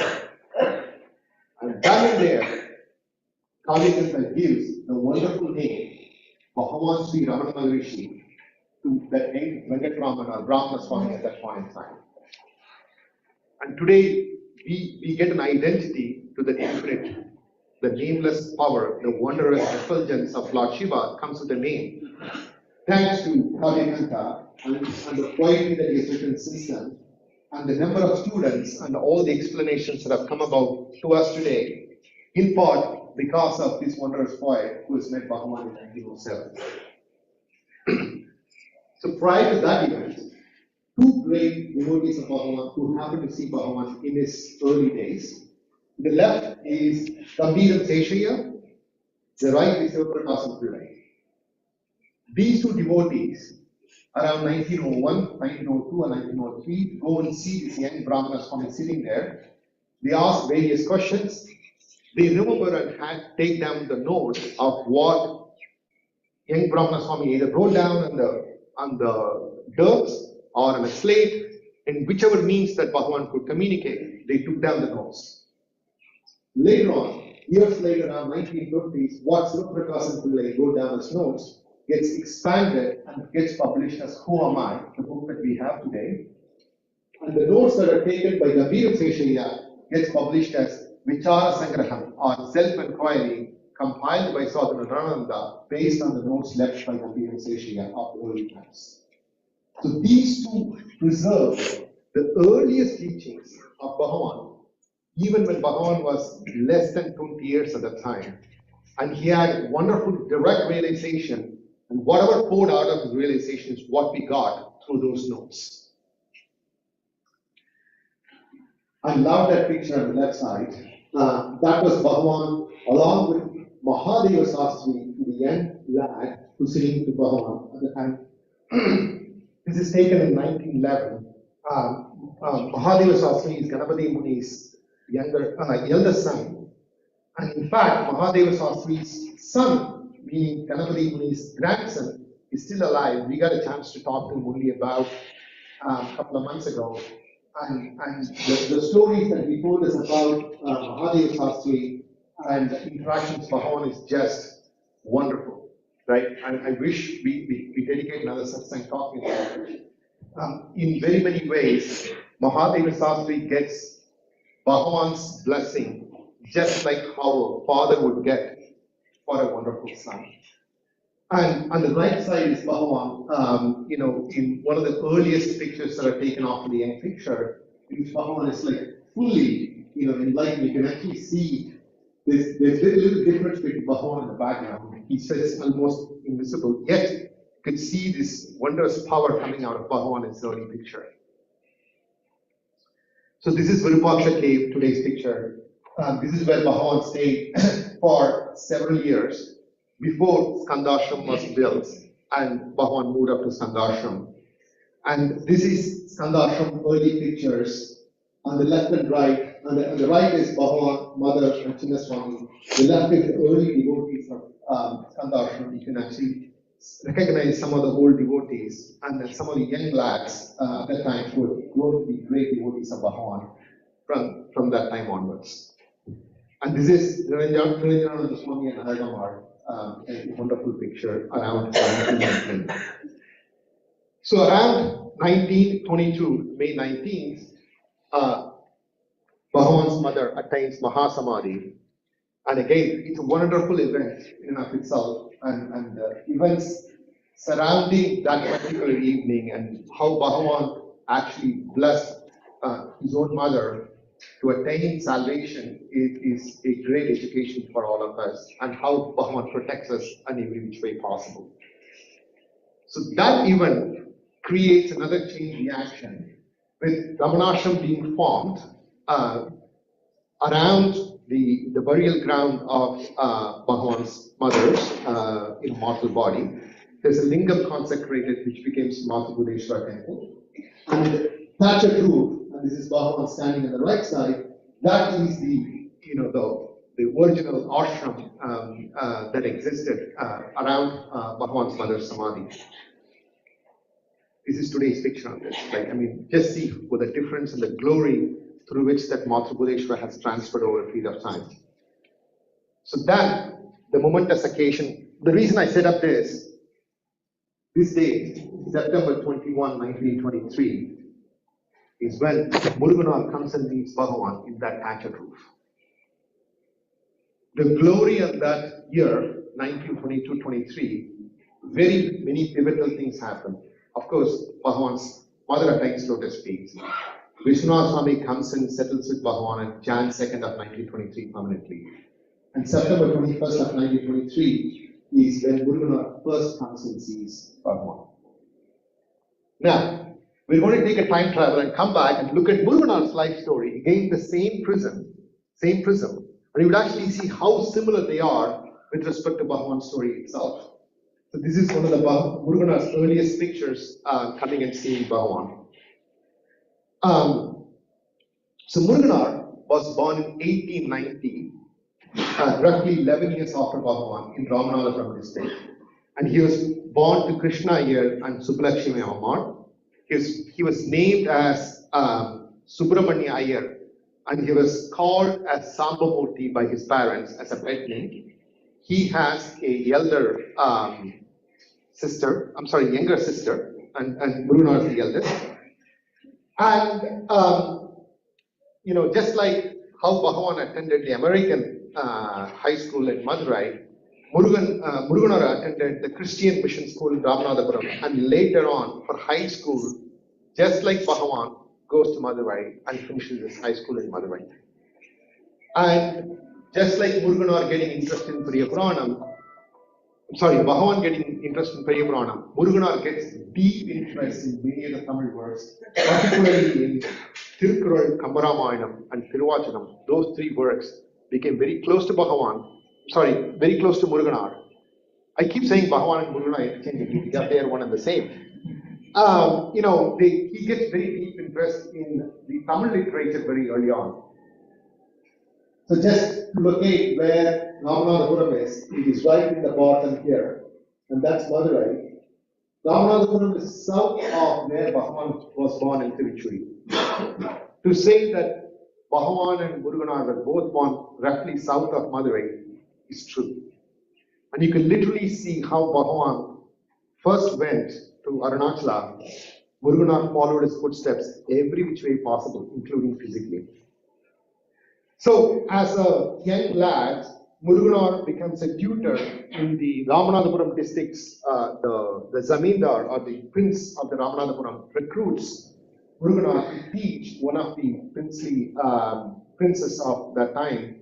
His name is Velichami Devar, who later on becomes an MLA in independent India. Muruganar teaches him Tirukkural. And that is how Muruganar gets his first introduction into many of the poets of that time, and particularly with two popular poets and scholars of the time. The first one is R. Raghava Iyengar, and the second one is Mu Raghava Iyengar, who is a cousin of R. Raghava Iyengar. Both have similar names. And Muruganar befriends both of them, and they help Muruganar heavily throughout Muruganar's life, and we will come to see it in a minute. Muruganar marries Meenakshi Ammal in August 1913, and at that time Meenakshi Ammal is 11 years old. Meenakshi Ammal is the 11th child. She has 10 elder brothers, and she's the only daughter. And his father is I'll come to his name. I forgot his name actually. Dandapani Swamigal. He used to be Bhagavan's manager, the ashram's manager, for roughly 10 years. It even today puzzles me how Dandapani Swami's daughter married Muruganar. For 10 years, Muruganar never heard about Bhagavan's name and never even comes and bothers to come and see Bhagavan. That astounds me. So this is the royal palace of Ramanathapuram. And these are the two, R. Raghava Iyengar and Mu Raghava Iyengar, were the great court poets of Ramanathapuram district who helped Muruganar throughout his life. And they actually will find, him the job. And based on Mu Raghava Iyengar's recommendation, Muruganar gets employed in the Northwick Higher Secondary School, which is in Rayapuram, Chennai. This is where Muruganar gets employed in 1913. There are three things that happen for Muruganar at the time. A, he moves out of Ramanathapuram, he's married, and three, he gets recruited for the lexicon committee at that time, which is a major influence for Muruganar, because up until that point in time, many of the Tamil works, Tamil literature, Tamil dictionary was locked up. And Muruganar gets access to all this literature, and he gets familiar with works. And roughly speaking, today Tamil dictionary says there are about 4 million words. And back then, there were roughly about 60,000 words that was in common use. So Muruganar gets access to this vast array of words that are, many of them are not even used today, and he gets familiarity with it. It occurs to me, just with the theme of how people just show up in Bhagavan's life and kind of make a difference, Muruganar is intentionally trained in Tamil vocabulary in that period between 1913 and 1919, where he gets access to his vast vocabulary, so that vocabulary serves as a medium through which he can actually praise Bhagavan for his later years. So, Muruganar, in his autobiographical verse, it's actually a thing. Muruganar writes so many autobiographical verses, except he doesn't call them autobiographical. They are scattered across his 30,000 poetry. It's up to us to go and find them. And when we find them, we need to understand the context in which it was written. And if you appreciate and understand this, there are beautiful verses that describe his own journey. In very many ways, he wrote those poetry only for our benefit, for our own journey, for our own, path that we carve out, and how we should glorify Bhagavan in every which way possible. So, in the first verse, he writes, Lord Shiva appearing as Guru to Lord Manikavachaha takes possession of Manikavachaha. And he's praying, can I have such a Guru? Can I find a Guru like how Manikavachaha found? And will that Guru, if he appears, am I qualified to recognize such a Guru? I'm a dim-witted fellow. How do I recognize such a Guru? That's his pleading. And when he kind of thinks about this way, his father-in-law, Dandapani Swami, and Ayya Swami, as the manager of ashram at the time, go to Muruganar's house in Rayapuram and hand him over a book called Akshara Manamala. Muruganar reads that book and Muruganar writes about it. He gets this lightning experience. It's like how a thunder appears in the sky with lightning. He has that. And through that experience, and he says, I can't dismiss it as if it's another thought that occurred to me. This is so powerful. That experience attracts him to Bhagavan. After that, nothing else matters to him. This is the power of Bhagavan's words. And Muruganar, throughout his life, had enormous respect for Aksharamanamala. So, in very many of the verses in Aksharamanamala itself, Bhagavan writes his own autobiographical details. So, for example, this is exactly Bhagavan's life story. He heard about Arunachala name once. That word attracted him, and he came to that Arunachala for 54 years, and he remains still. That same exact thing happens to Muruganar.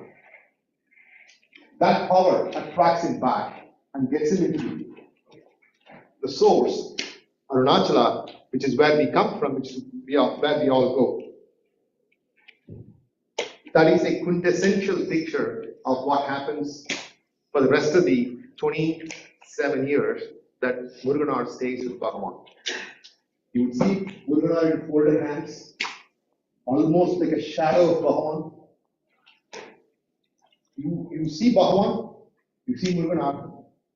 You no longer can differentiate Muruganar away from Bhagavan. He remains one with Bhagavan throughout.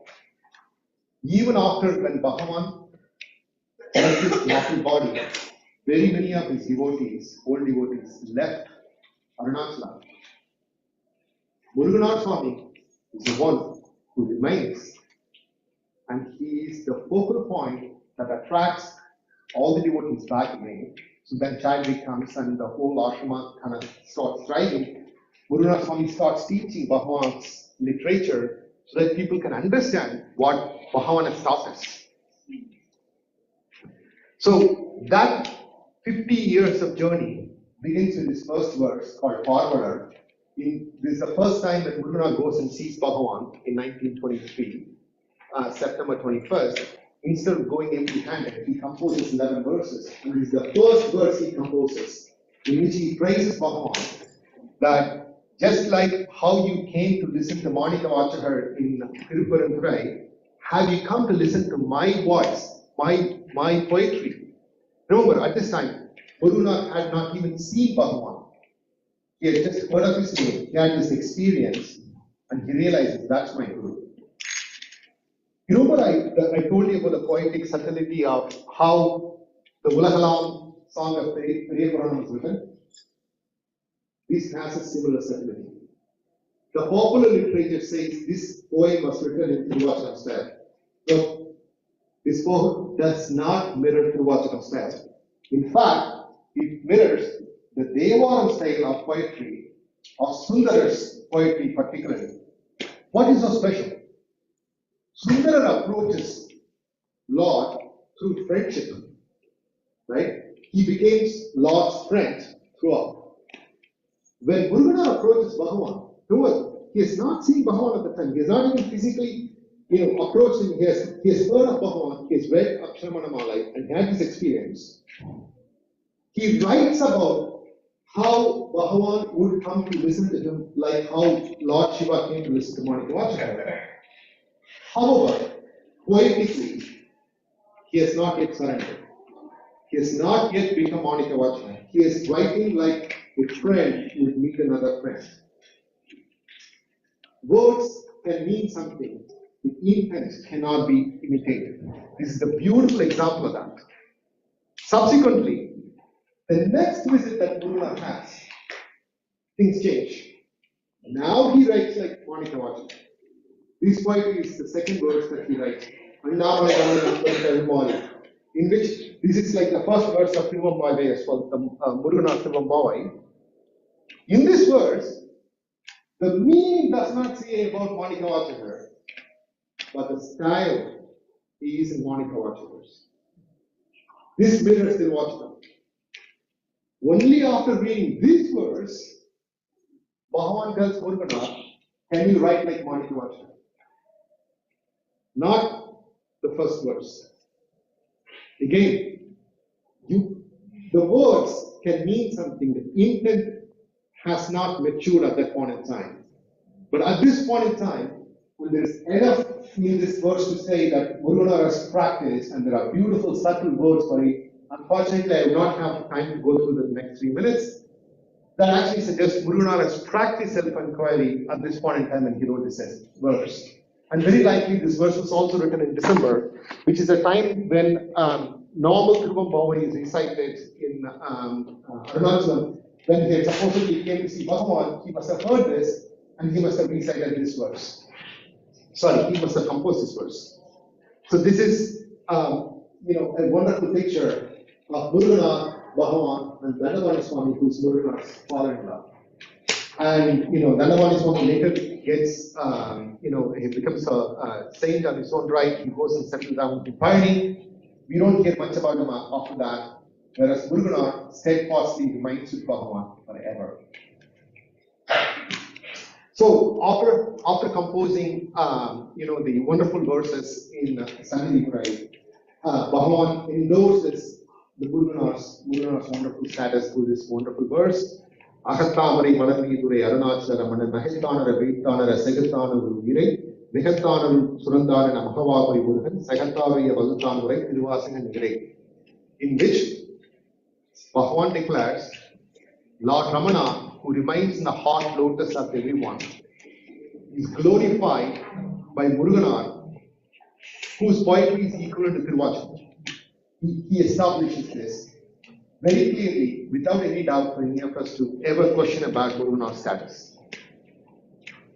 Muruganar responds to this, in which he says, Vadavur Manika Vasagar in Vatulin Navadana. Vadavur Manika Vasagar is in my own mouth. He articulates this, who am I to say these verses? Right? In which he says, if Manikavata himself came and sang your glories, Lord Ramana, I'm nobody. Right? So this is Muruganar again. Wonderful, wonderful picture. Again, you see, Muruganar is just looking at the Paramatma. Wonderful effulgent light in front of him. That's all mattered to him. Nothing else mattered to him after this point in time. I love these pictures. You could see Muruganar's wonderful bliss, especially the right picture. You could just see he's lost in Bhagavan's bliss. Nothing mattered to him. All that he remained was in Bhagavan, Bhagavan and Bhagavan. You can't even articulate a statement about Muruganar without Bhagavan in it at any point in time. This is the final verse, one of my favorites of Muruganar, in which he says, Bhagavan has absorbed me. I'll read the translation. Considering my past prayers unto him as Guru Ramana, he removed the dizziness of my mind by establishing himself in my heart. He granted me the greatest wisdom of self-realization, that of the Supreme Lord, Shiva, and absorbed me permanently into himself by revealing himself as the self. Guru Ramana என்று ஒருகால் கூறியதை கொண்டு திருமரம் செற்று என் இதயன் சேர்ந்து பரமசிவ ஞானானுபூதி நலம் கிளற கைவல்யம் தானாம் தன்மை அளித்தான். Again, there are lyrical beauties in this.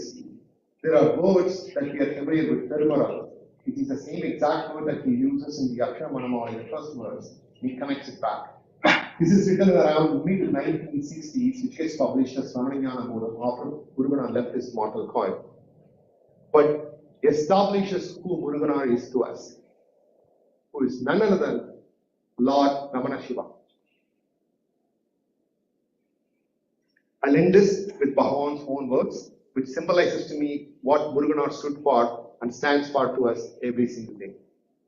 உன்னிடத்தில் ஒப்புவித்த உள்ளத்தால் எப்பொழுதும் உன்னை கண்டெல்லாமும் உருவாய் அந்நியனில் அன்பு செய்யோன் அருணாச்சலா வெல்லும் இன்புருவான் உன்னிலாண்டே. ஓம் நமோ பகவதே ஸ்ரீராமராய.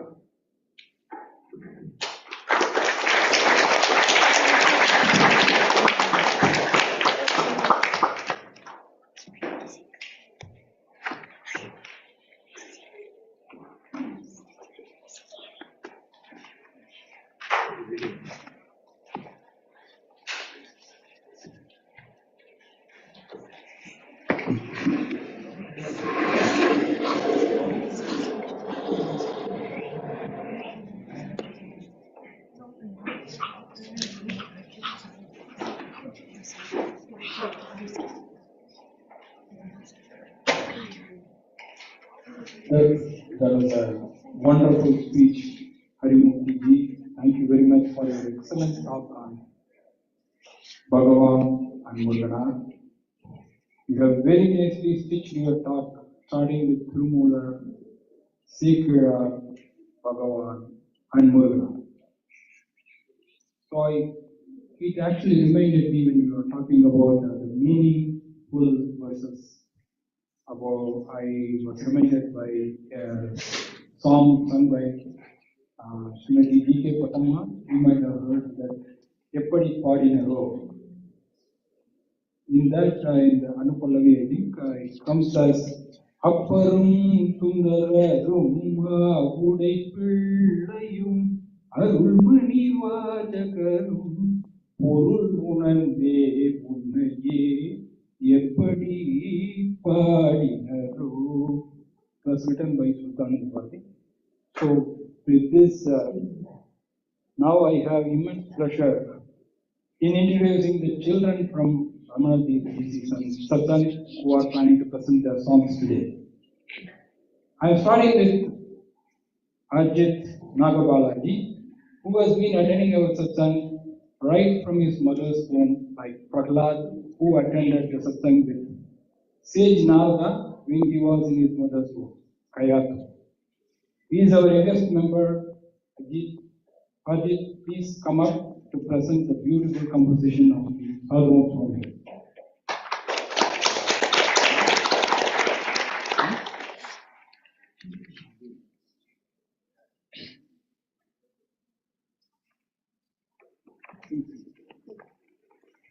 Om Namo Bhagavate Shriramaya. I'm going to sing Enna Vendam Enna Vendam by Sadhu Om Swami. Enna Vendum Enna Vendam என்பதையெல்லாம் என்னை விட நன்கறிந்தோன் என் பெருமானே தன்னை வேண்டும் அன்ப தந்தை தாயுமானே பின்னையார் பின் பெக வேண்டும் பிள்ளையாம் நானே எனக்கென்ன வேண்டும் என்ன வேண்டாம் என்பதையெல்லாம் என்னை விட நன்கறிந்தோன் என் பெருமானே நான் நினைத்த ஜீவரென்றால் நியாயம் ஆகுமா ஸ்ரீரமணன் இச்சை அன்றி ஏதும் நல்லதாகுமா தான் நினைத்த இவன் கேட்பும் தாசனாகுமா சர்வமும் அறிந்தோன் செய்கை தப்புமாகுமா எனக்கென்ன வேண்டும் என்ன வேண்டாம் என்பதையெல்லாம் என்னை விட நன்கறிந்தோன் என் பெருமானே இச்சை அற்ற வாழ்வில் உள்ள இன்பம் இன்பமே எண்ணம் அற்ற ஞானம் ஒன்றே இன்பம் இன்பமே அச்சமற்ற வாழ்வழிக்கும் அப்பன் என்பமே அன்றி மாந்த விளைவ யாவும் துன்பமே எனக்கென்ன வேண்டும் என்ன வேண்டாம் என்பதை எல்லாம் என்னை விட நன்கறிந்தோன் என் பெருமானே காண நல்லது எனக்கும் காட்சி வைப்பானே காது நாசி காயம் நாவும் கட்டி வைப்பானே ஆணவம் கிளம்பிடாமல் ஆடறிப்பானே அவ்வப்போல் ஆனவாரை அட்டி வைப்பானே எனக்கென்ன வேண்டும் என்ன வேண்டாம் என்பதை எல்லாம் என்னை விட நன்கறிந்தோன் என் பெருமானே என்று நான் என்ன ஒன்றி அற்ற வேண்டும் அன்றதங்கே ஆக்குவான்கே சாக வேண்டுமோ நன்றே அன்று தீமை வண்டிக் என்னை தீண்டுமோ சிரமணன் அன்றி வேறு நாக்கென் ஆக வேண்டுமோ எனக்கென்ன வேண்டும் என்ன வேண்டாம் என்பதை எல்லாம் என்னை விட நன்கறிந்தோன் என் பெருமானே ஓம் நமோ பகவதே ஸ்ரீராமாய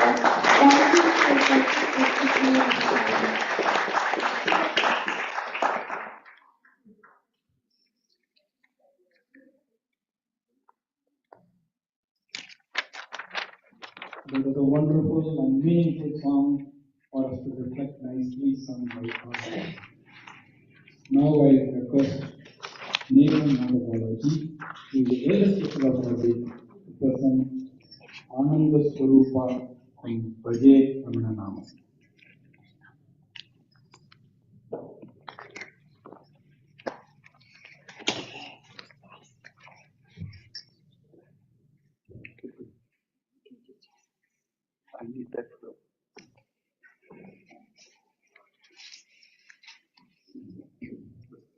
Om Namo Bhagavate Sri Ramanaya. Ananda Swarupa Pandava Ashrita Palaka Arunachala Ananda Swarupa Pandava Ashrita Palaka Arunachala Arunachala Shiva Arunachala Shiva Arunachala Shiva Arunachala Arunachala Shiva Arunachala Shiva Arunachala Shiva Arunachala Vidhi Madhava Vandita Charana Vidhi Madhava Vandita Charana Pratyaksha Parama Arunachala Pratyaksha Parama Arunachala Jagadita Karana Virajana Chala Rupa Jagadita Karana Virajana Chala Rupa Vimala Shri Arunachala Vimala Shri Arunachala Arunachala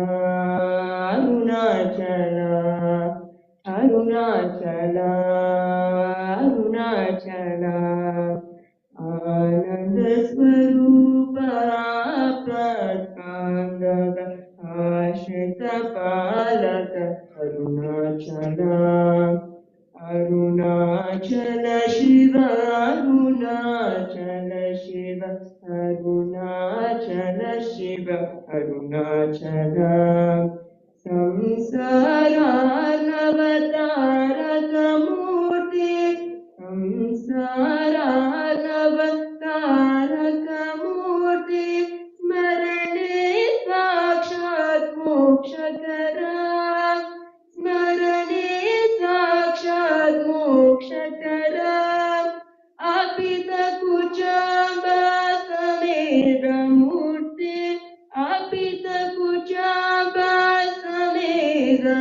ಮೂರ್ತಿ ತೇಜೋಮಯ ಶ್ರೀ ಅರುಣಾಚಲ ತೇಜೋಮಯ ಶ್ರೀ ಅರುಣಾಚಲ ಅರುಣಾಚಲ ಅರುಣಾಚಲ ಅರುಣಾಚಲ ಅರುಣಾಚಲ ಅರುಣಾಚಲ ಶಿವ ಅರುಣಾಚಲ ಶಿವ ಅರುಣಾಚಲ ಶಿವ ಅರುಣಾಚಲ ಆನಂದ ಸ್ವರೂಪ ಆಪತ್ಕಾಂದವ ಆಶ್ರಿತ ಪಾಲಕ Arunachal Arunachal Shiva Arunachal Shiva Arunachal Shiva Arunachal Arunachal Arunachal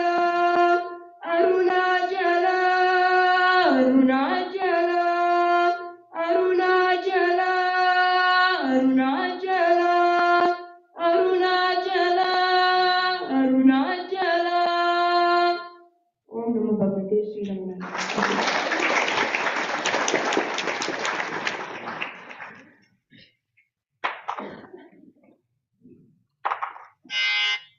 That was a moving rendition by Neha. Thank you, Neha.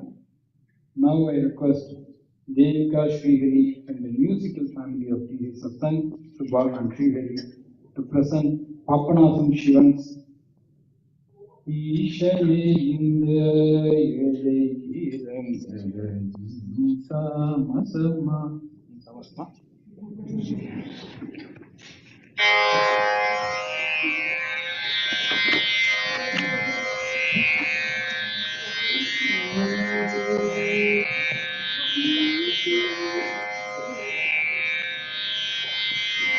ஈசனிந்த ஏழைக்கிறங்க இன்னும் தாமசமா ஈசனிந்த ஏழைக்கிறங்க இன்னும் தாமசமா ஈசனிந்த ஏழைக்கிறங்க இன்னும் தாமசமா ஈசனிந்த ஏழைக்கிறங்க இன்னும் தாமசமா ஈசனிந்த ஏழைக்கிறங்க இன்னும் தாமசமா ஜகதீசனி இந்த ஏழைக்கிறங்க இன்னும் தாமசமா ஜகதீசனி இந்த ஏழைக்கிறங்க இன்னும் தாமசமா சமானரஜிதமான ஈசனி இந்த ஏழைக்கிறங்க இன்னும் தாமசமா சமானரஜிதமான ஈசனி இந்த ஏழைக்கிறங்க இன்னும் தாமசமா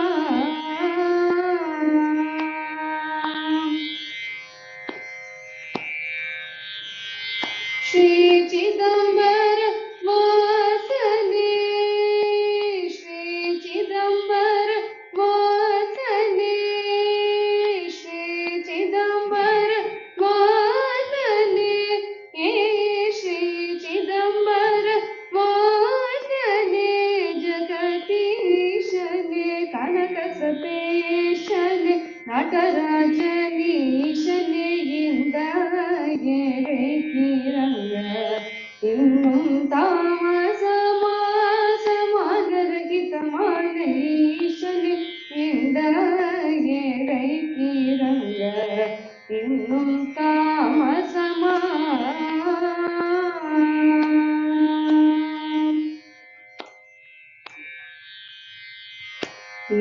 ஈரும்புடு மனிதனீராய் ஈரும்புடு மனிதனீராய்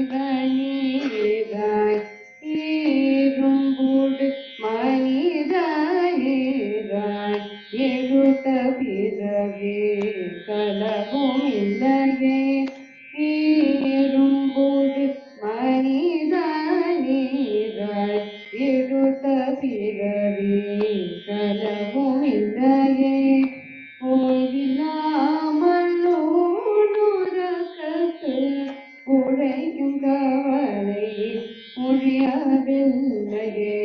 மாய மண்ணிலும் பெண்ணிலும் பொன்னிலும் வளரும் ஆசை ஒழியவில்லையே. மாய மண்ணிலும் பெண்ணிலும் பொன்னிலும் வளரும் ஆசை ஒழியவில்லை. காய்மரளி தோதர்மண கலக்கமட்டில் கவரியும் இல்லை. காமனகிரி கவிதையோ பால உதைத்த கடலோ. ಕಾಮನಗಿರಿ ಕವಿಡೆಯೋ ಕಾಲನೆ ಉದಿತ ಕಡಲು. ಸೋಮನಲ ನಿನ್ನ ಒಡೆಯುವ ಸುಂದರ ನಡಮಿಟು ಗುಂಜಿತ ಪದ ಈಶನೆ ಇಂದ ಏರೈತಿರಂಗ. ಇನ್ನುಂ ತಾಮಸ ಮಾಸಮಾನದ ಹಿತಮಾನ ಈಶನೆ ಇಂದ ಏರೈತಿರಂಗ. ಇನ್ನುಂ ತಾಮಸ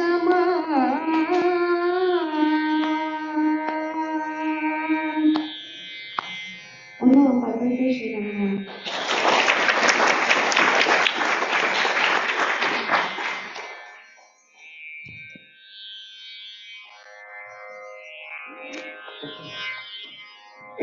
That was a wonderful presentation, Devika. Now I request Gopika Sridhari, the little twin sister of Devika, to present her bhajan. Sri Ramana, and Bhade Ramana Nama collection.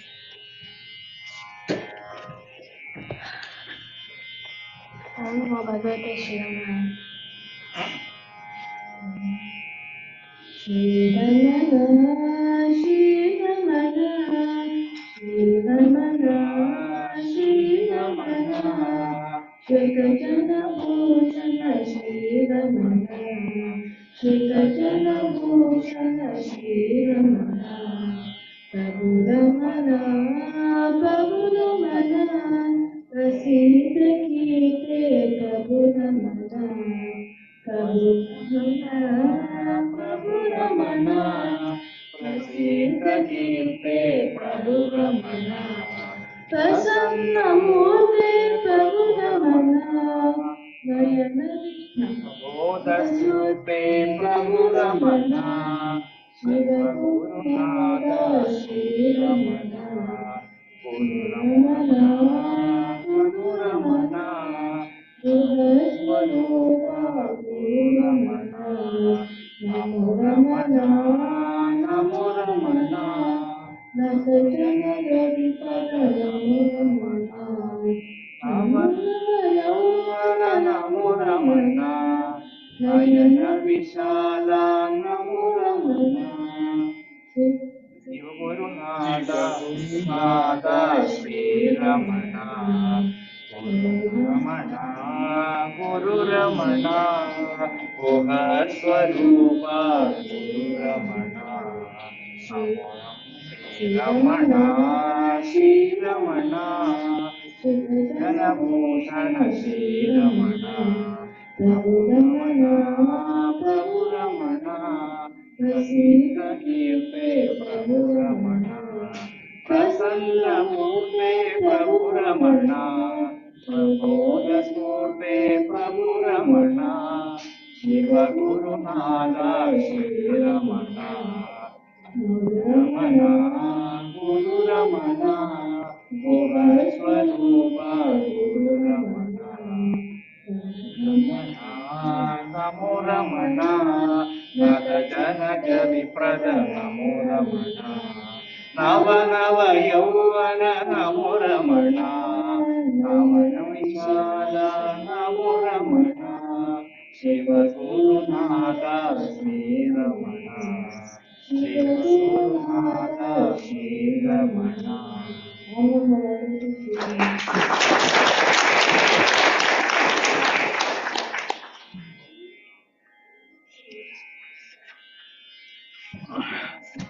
That was nice bhajan song sung by Gopika. Thank you. Now I request Vidya Venkat to introduce the Lalitha ji and program.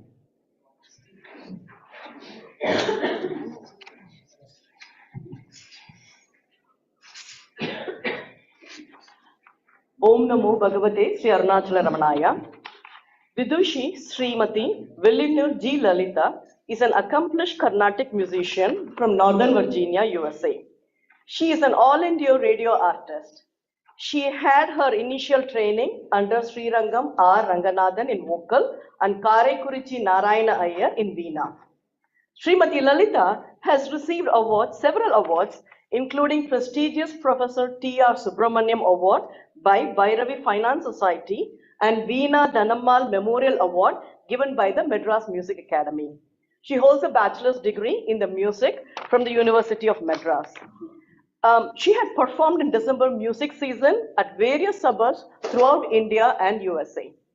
Srimati Lalita regularly performed vocal and veena for various fundraising events along with her students to support local non-profit organizations.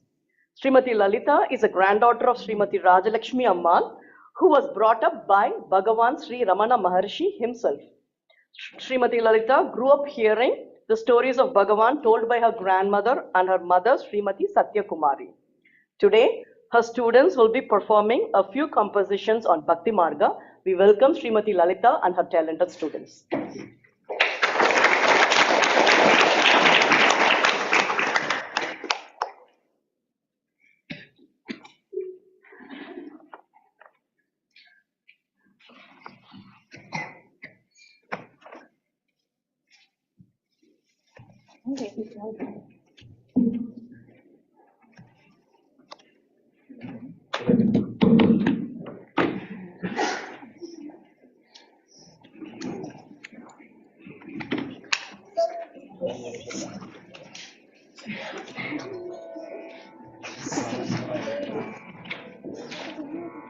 Neha வரணும் உனக்கு தெரியும் ஓம் நம்ம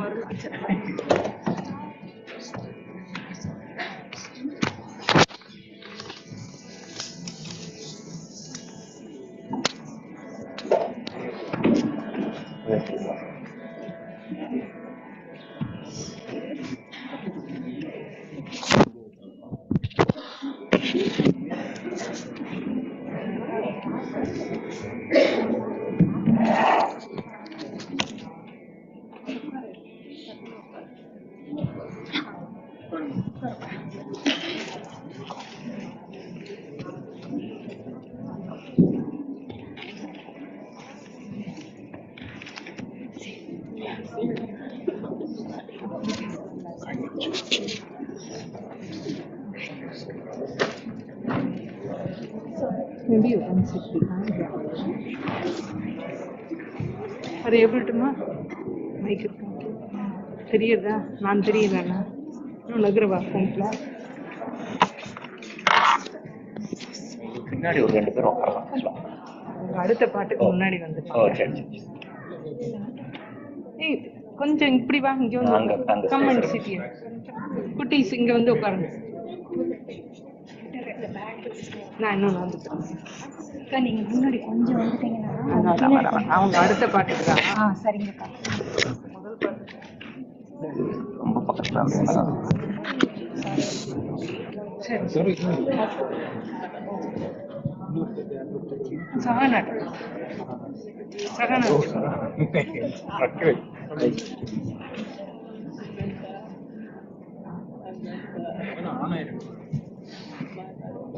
ஏகா வந்தியா என்ன பின்னாடி உட்காந்துருக்கா முன்னாடி இங்க வா யூனோத வர்ணம் இல்லையா நீ கொஞ்சம் பின்னாடி போறாங்க ஓம் நம்ம அருணாச்சலா வரணும் இங்க உட்கார்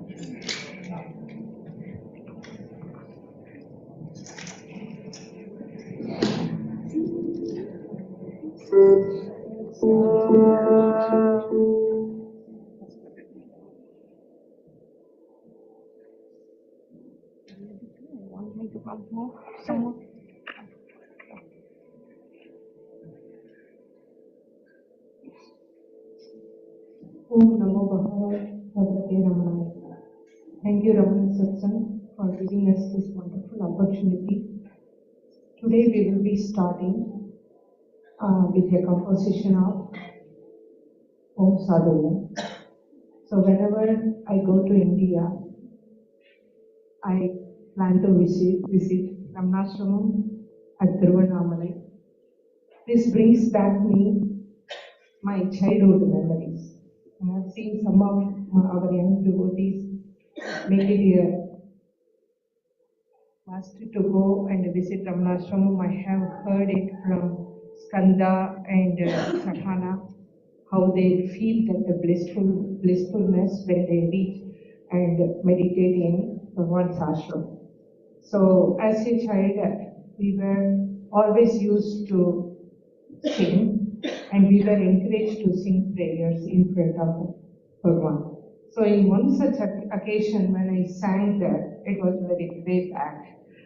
I was not knowing what this book was about. I was blessed to receive a book, and it was having the compositions of Bhagwan and some of the compositions by Om Sadhu Om.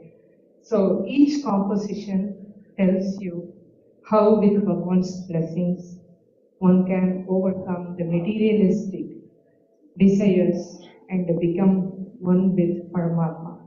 Like these young children, I started without knowing what is the meaning of that. Now it all makes perfect sense to me what these meanings are, how we can go to the next level. So today's Varnam will be in the Ragam Shankarabharana and set to Aditama. And it is composed by Om Sadhu. Yeah, we have, and this mic also picks up. Sa, sa, sa,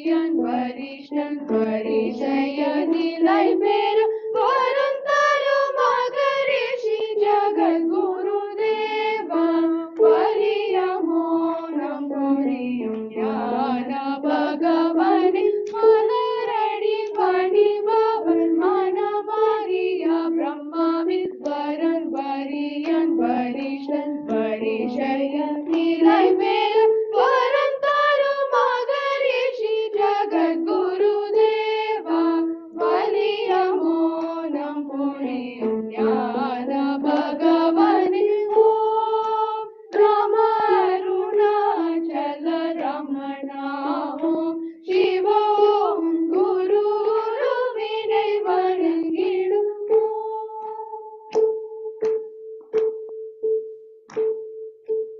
Sri Ramana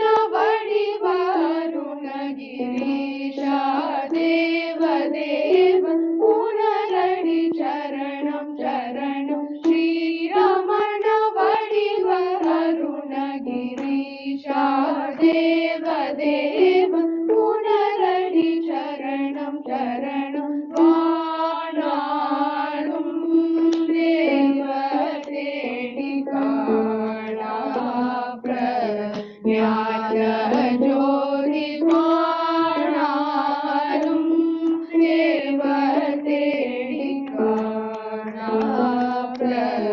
ஞான ஜோதி ஸ்ரீரமண வடிவ அருணகிரீஷா தேவ தேவ புனரடி சரணம் சரணம் மனாதி விதி கணானவே அநாதி மல விநாச அருள் கண்ணா அருள் புரிக மனாதி விதி கணானவே அநாதி மல விநாச அருள் கண்ணா அருள் புரிக ஸ்ரீரமண வடிவ அருணகிரீஷா தேவ தேவ புனரடி சரணம் சரணம் ஆசைகளறவே யகமறியவே உணருள் வினைதடியவர் அனுதினமே ஆசைகளறவே யகமறியவே உணருள் வினைதடியவர் அனுதினமே மிக அகமுருகி முருகி அருணாச்சல சிவ ஆர்வமுடனே துடிக்கும் பதாம்புயனே ஸ்ரீரமண வடிவ அருணகிரீஷா தேவ தேவ புனரடி சரணம் சரணம் காமலரோட மரஷாமௌலியும் பதாம்புய முரகீஷவை நடுவே காமலரோடு மரஷாமௌலியும் பதாம்புய முரகீஷவை நடுவே அருள் பார்வையும் பசுபதியாய வந்திடு பாராதியெல்லாம் படியவே திறந்த ஸ்ரீரமண வடிவ அருணகிரீஷா தேவ தேவ புனரடி சரணம் சரணம் ஸ்ரீரமண வடிவ அருணகிரீஷா.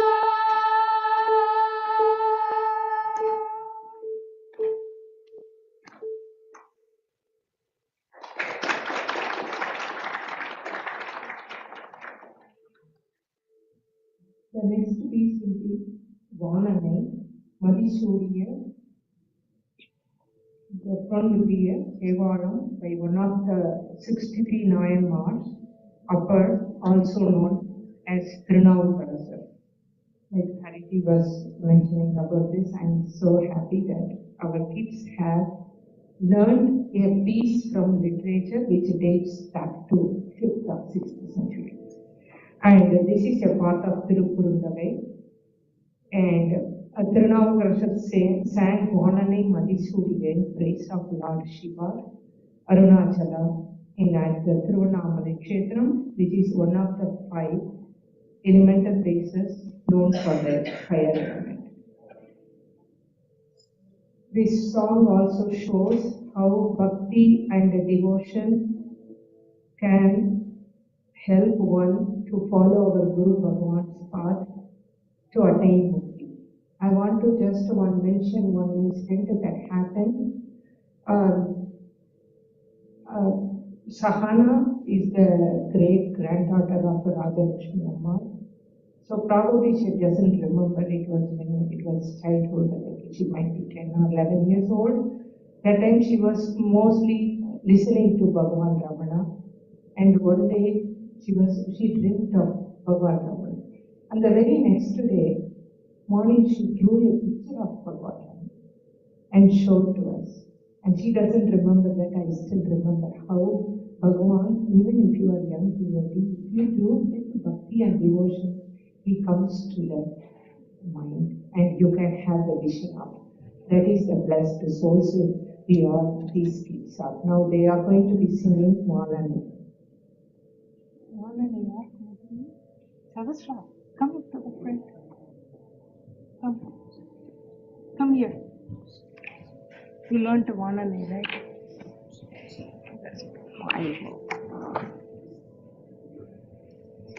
Come here. Akka doesn't know.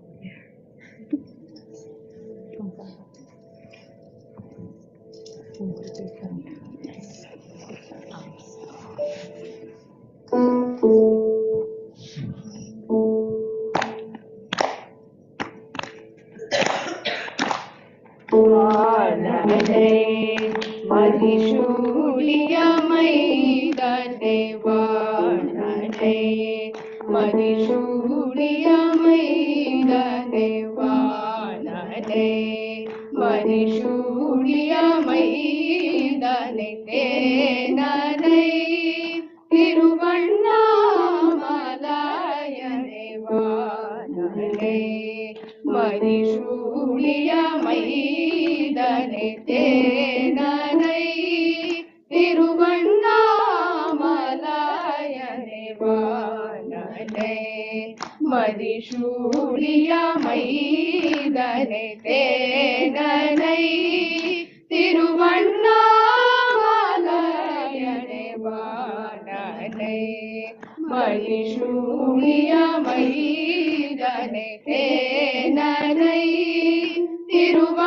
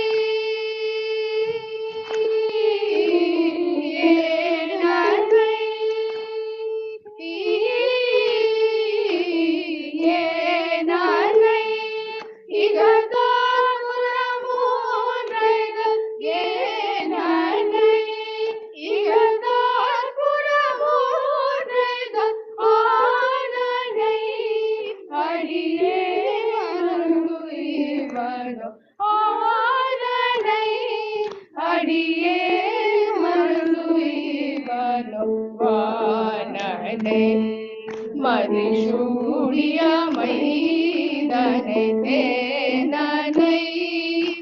தேனனை திருவண்ணாமலையனை வானனை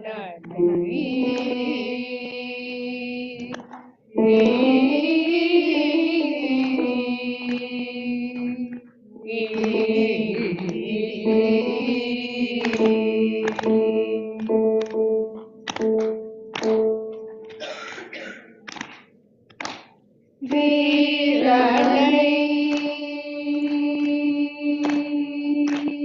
வீரனை விடமுண்டனை வீரனை விடமுண்டனை வீரனை விடமுண்டனை விண்ணவர் வீரனை திருவண்ணாமலையனை வீரனை விடமுண்டனை விண்ணவர் வீரனை திருவண்ணாமலையனை திருவண்ணாமலையனே ஊரணை ஊரணை உணர்ந்தார் புறமூரைகள் ஊரணை உணர்ந்தார் புறமூரைகள் ஆரணை அடியே மருந்துயிர்வனோ ஆரணை அடியே மருந்துயிர்வனோ வாரணை மணிசூடியமைதனை தேனனை திருவண்ணாமலையனே வானனை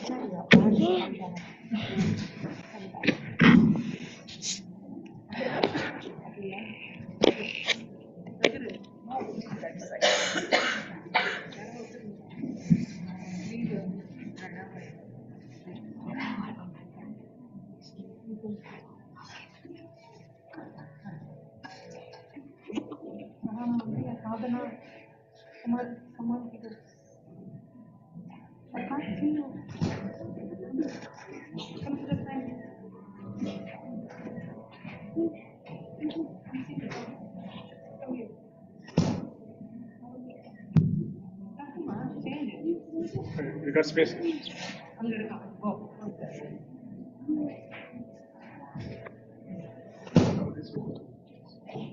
So the last piece is the popular Namashivaya song, depicting how everything is in the form of Shiva.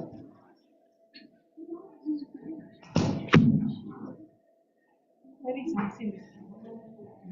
Come. Come sit there. Janani, கொஞ்சம் பேக்ல வந்து. Arushya, go to the back. Go to the back. Go behind.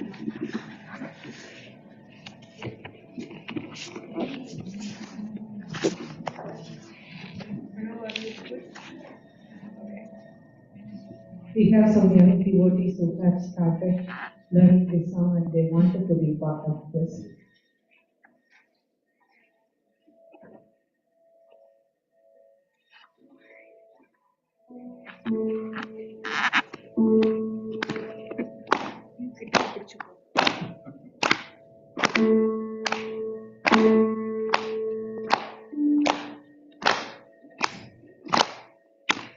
Namah Shivaya, Namah Shivaya, Om Namah Shivaya. Namah Shivaya, Namah Shivaya, Om Namah Shivaya. Hara Hara Shivane, Arunachalane, Annamalai Kochi. Shiva Om Namah Shivaya. Shiva Shiva Harane, Sonachalane, Annamalai Kochi. Hara Om Namah Shivaya. Anale Namah Shivayam. Arage Namah Shivayam. Anale Namah Shivayam. Kaatre Namah Shivayam.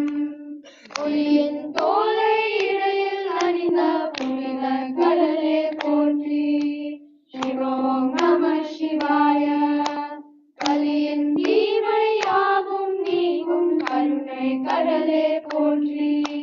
Hara ஓம் நம சிவாய. புனலே நம சிவாய.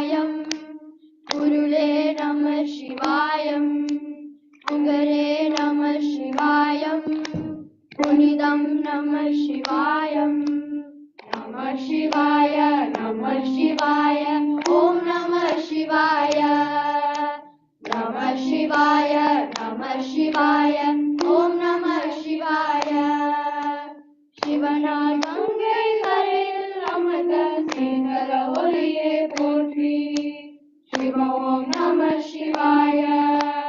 Navame Seyum Tapovanasya Jyotilingane Potri. Hara Om Namah Shivaya. Vedam Namah Shivayam.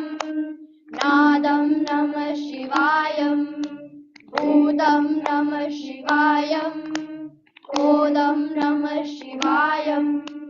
Manipuragamai Sucham Kadum Arunachalane Kotri. Shiva Om Namah Shivaya. Mangala Shivanai Tandiruvanive Shankara Vanna Kotri. Hara Om Namah Shivaya. Anve Namah Shivayam. Aniye Namah Shivayam. Panve Namah Shivayam. Parive Namah Shivayam.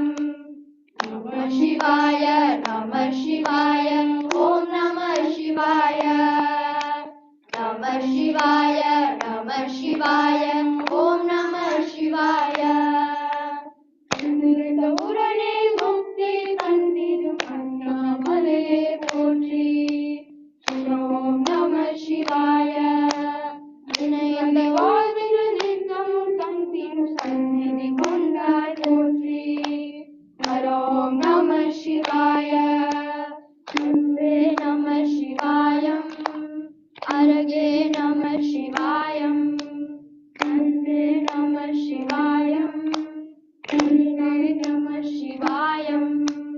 Sindhume Shivalaya Valum Shivanamale Potri. Shiva Om Namah Shivaya. Enjina Shivamaya Makum Shiva Perumane Potri. Hara Om Namah Shivaya. Guruve Namah Shivayam. Priyare Namah Shivayam. Aruve Namah Shivayam. Agilam Namah Shivayam. Namah Shivaya, Namah Shivaya, Om Namah Shivaya. Namah Shivaya, Namah Shivaya, Om Namah Shivaya. Om Nale Pirila Variyum Mahadevane Potri. Shiva Om Namah Shivaya. Aushagamalaya Pinigal Kirkum Narunamalaye Potri. Hara Om Namah Shivaya. Om Namah Shivayam. Tiruvarum Namah Shivayam. Tiruvam Namah Shivayam. Rudram Namah Shivayam. Kailaya Deva Deva Annamalaye Potri. Shiva Om Namah Shivaya. Kanivari Vagina Kanna Dudaya Shivarugesha Potri. Hara Om Namah Shivaya. Yangam Namah Shivayam. Yallam Namah Shivayam. Yaralam Namah Shivayam. Yandram Namah Shivayam. Namah Shivaya, Namah Shivaya, Om Namah Shivaya. Namah Shivaya, Namah Shivaya, Om Namah Shivaya. Namah Shivaya, Namah Shivaya, Om Namah Shivaya. Namah Shivaya, Namah Shivaya, Om Namah Shivaya. Namah Shivaya, Namah Shivaya, Om Namah Shivaya. Namah Shivaya, Namah Shivaya, Om Namah Shivaya.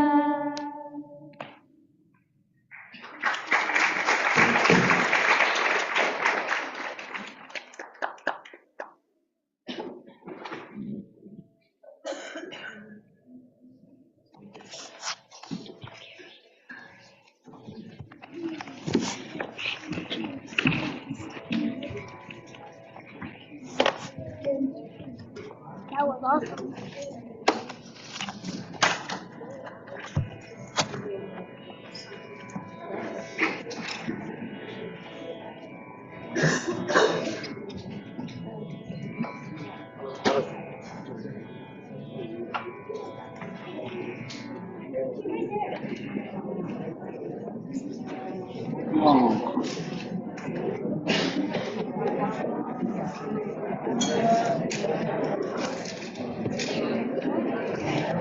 That was a wonderful music program by Srimati Lalita's students. It's really extraordinary. Now I request Umapi and Bingaji to come and then perform Arati.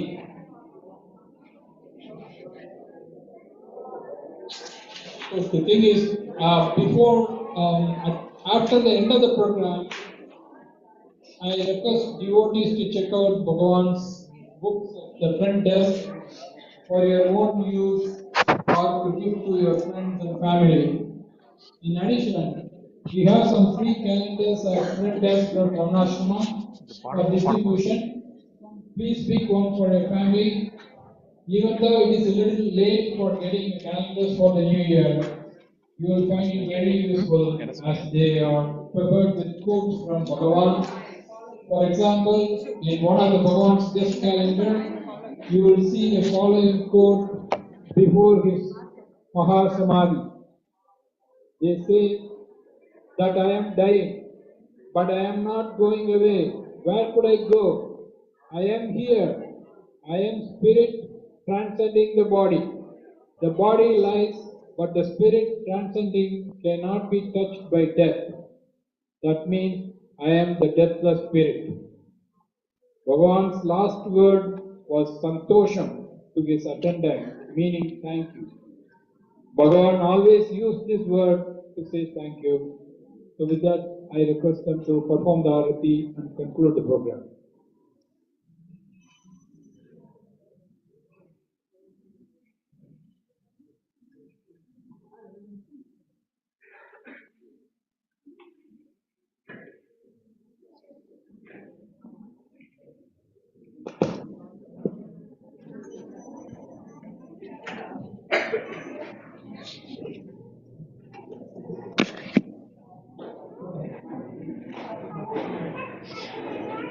கற்பூரம் இருக்காங்க என் கண்ணுக்கு தெரியல ஓ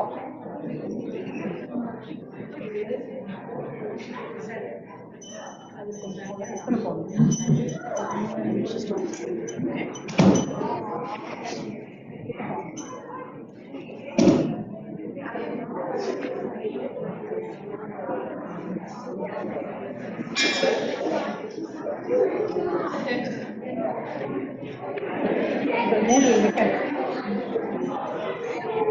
Yes.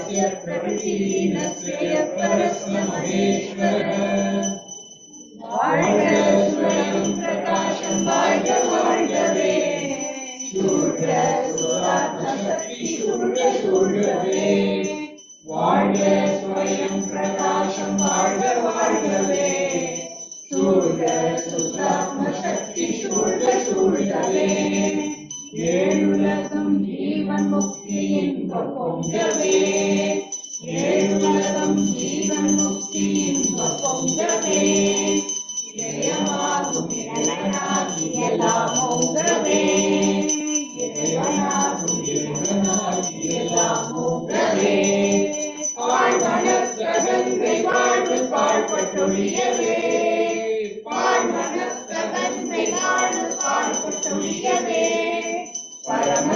சச்சிதானந்தாத்மபால் பொழியவே பரம சச்சிதானந்தாத்மபால் பொழியவே வாழ்க ஸ்வயம் பிரகாசம் வாழ்க வாழ்கவே சூழ்க சுதாத்ம சக்தி சூழ்க சூழ்கவே சத்திலாத நித்ய ஜீவன் தத்துவமோகவே சத்திலாத நித்ய ஜீவன் தத்துவமோகவே தன்மயத்து சின்மயம் தழைத்திலங்கவே தன்மயத்து சின்மயம் தழைத்திலங்கவே எட்டு திக்கும் ஹம்சசோகம் எதிரொலிக்கவே எட்டு திக்கும் ஹம்சசோகம் எதிரொலிக்கவே எல்லாம் பிரம்மம் என்னும் உண்மையே கலிக்கவே எல்லாம் பிரம்மம் என்னும் உண்மையே கலிக்கவே வாழ்க ஸ்வயம் பிரகாசம் வாழ்க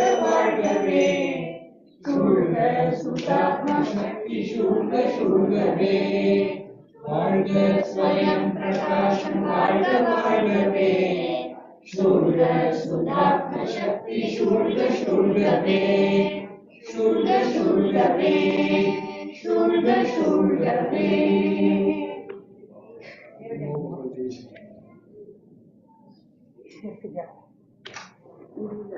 This concludes our program today. Please wait and have lunch before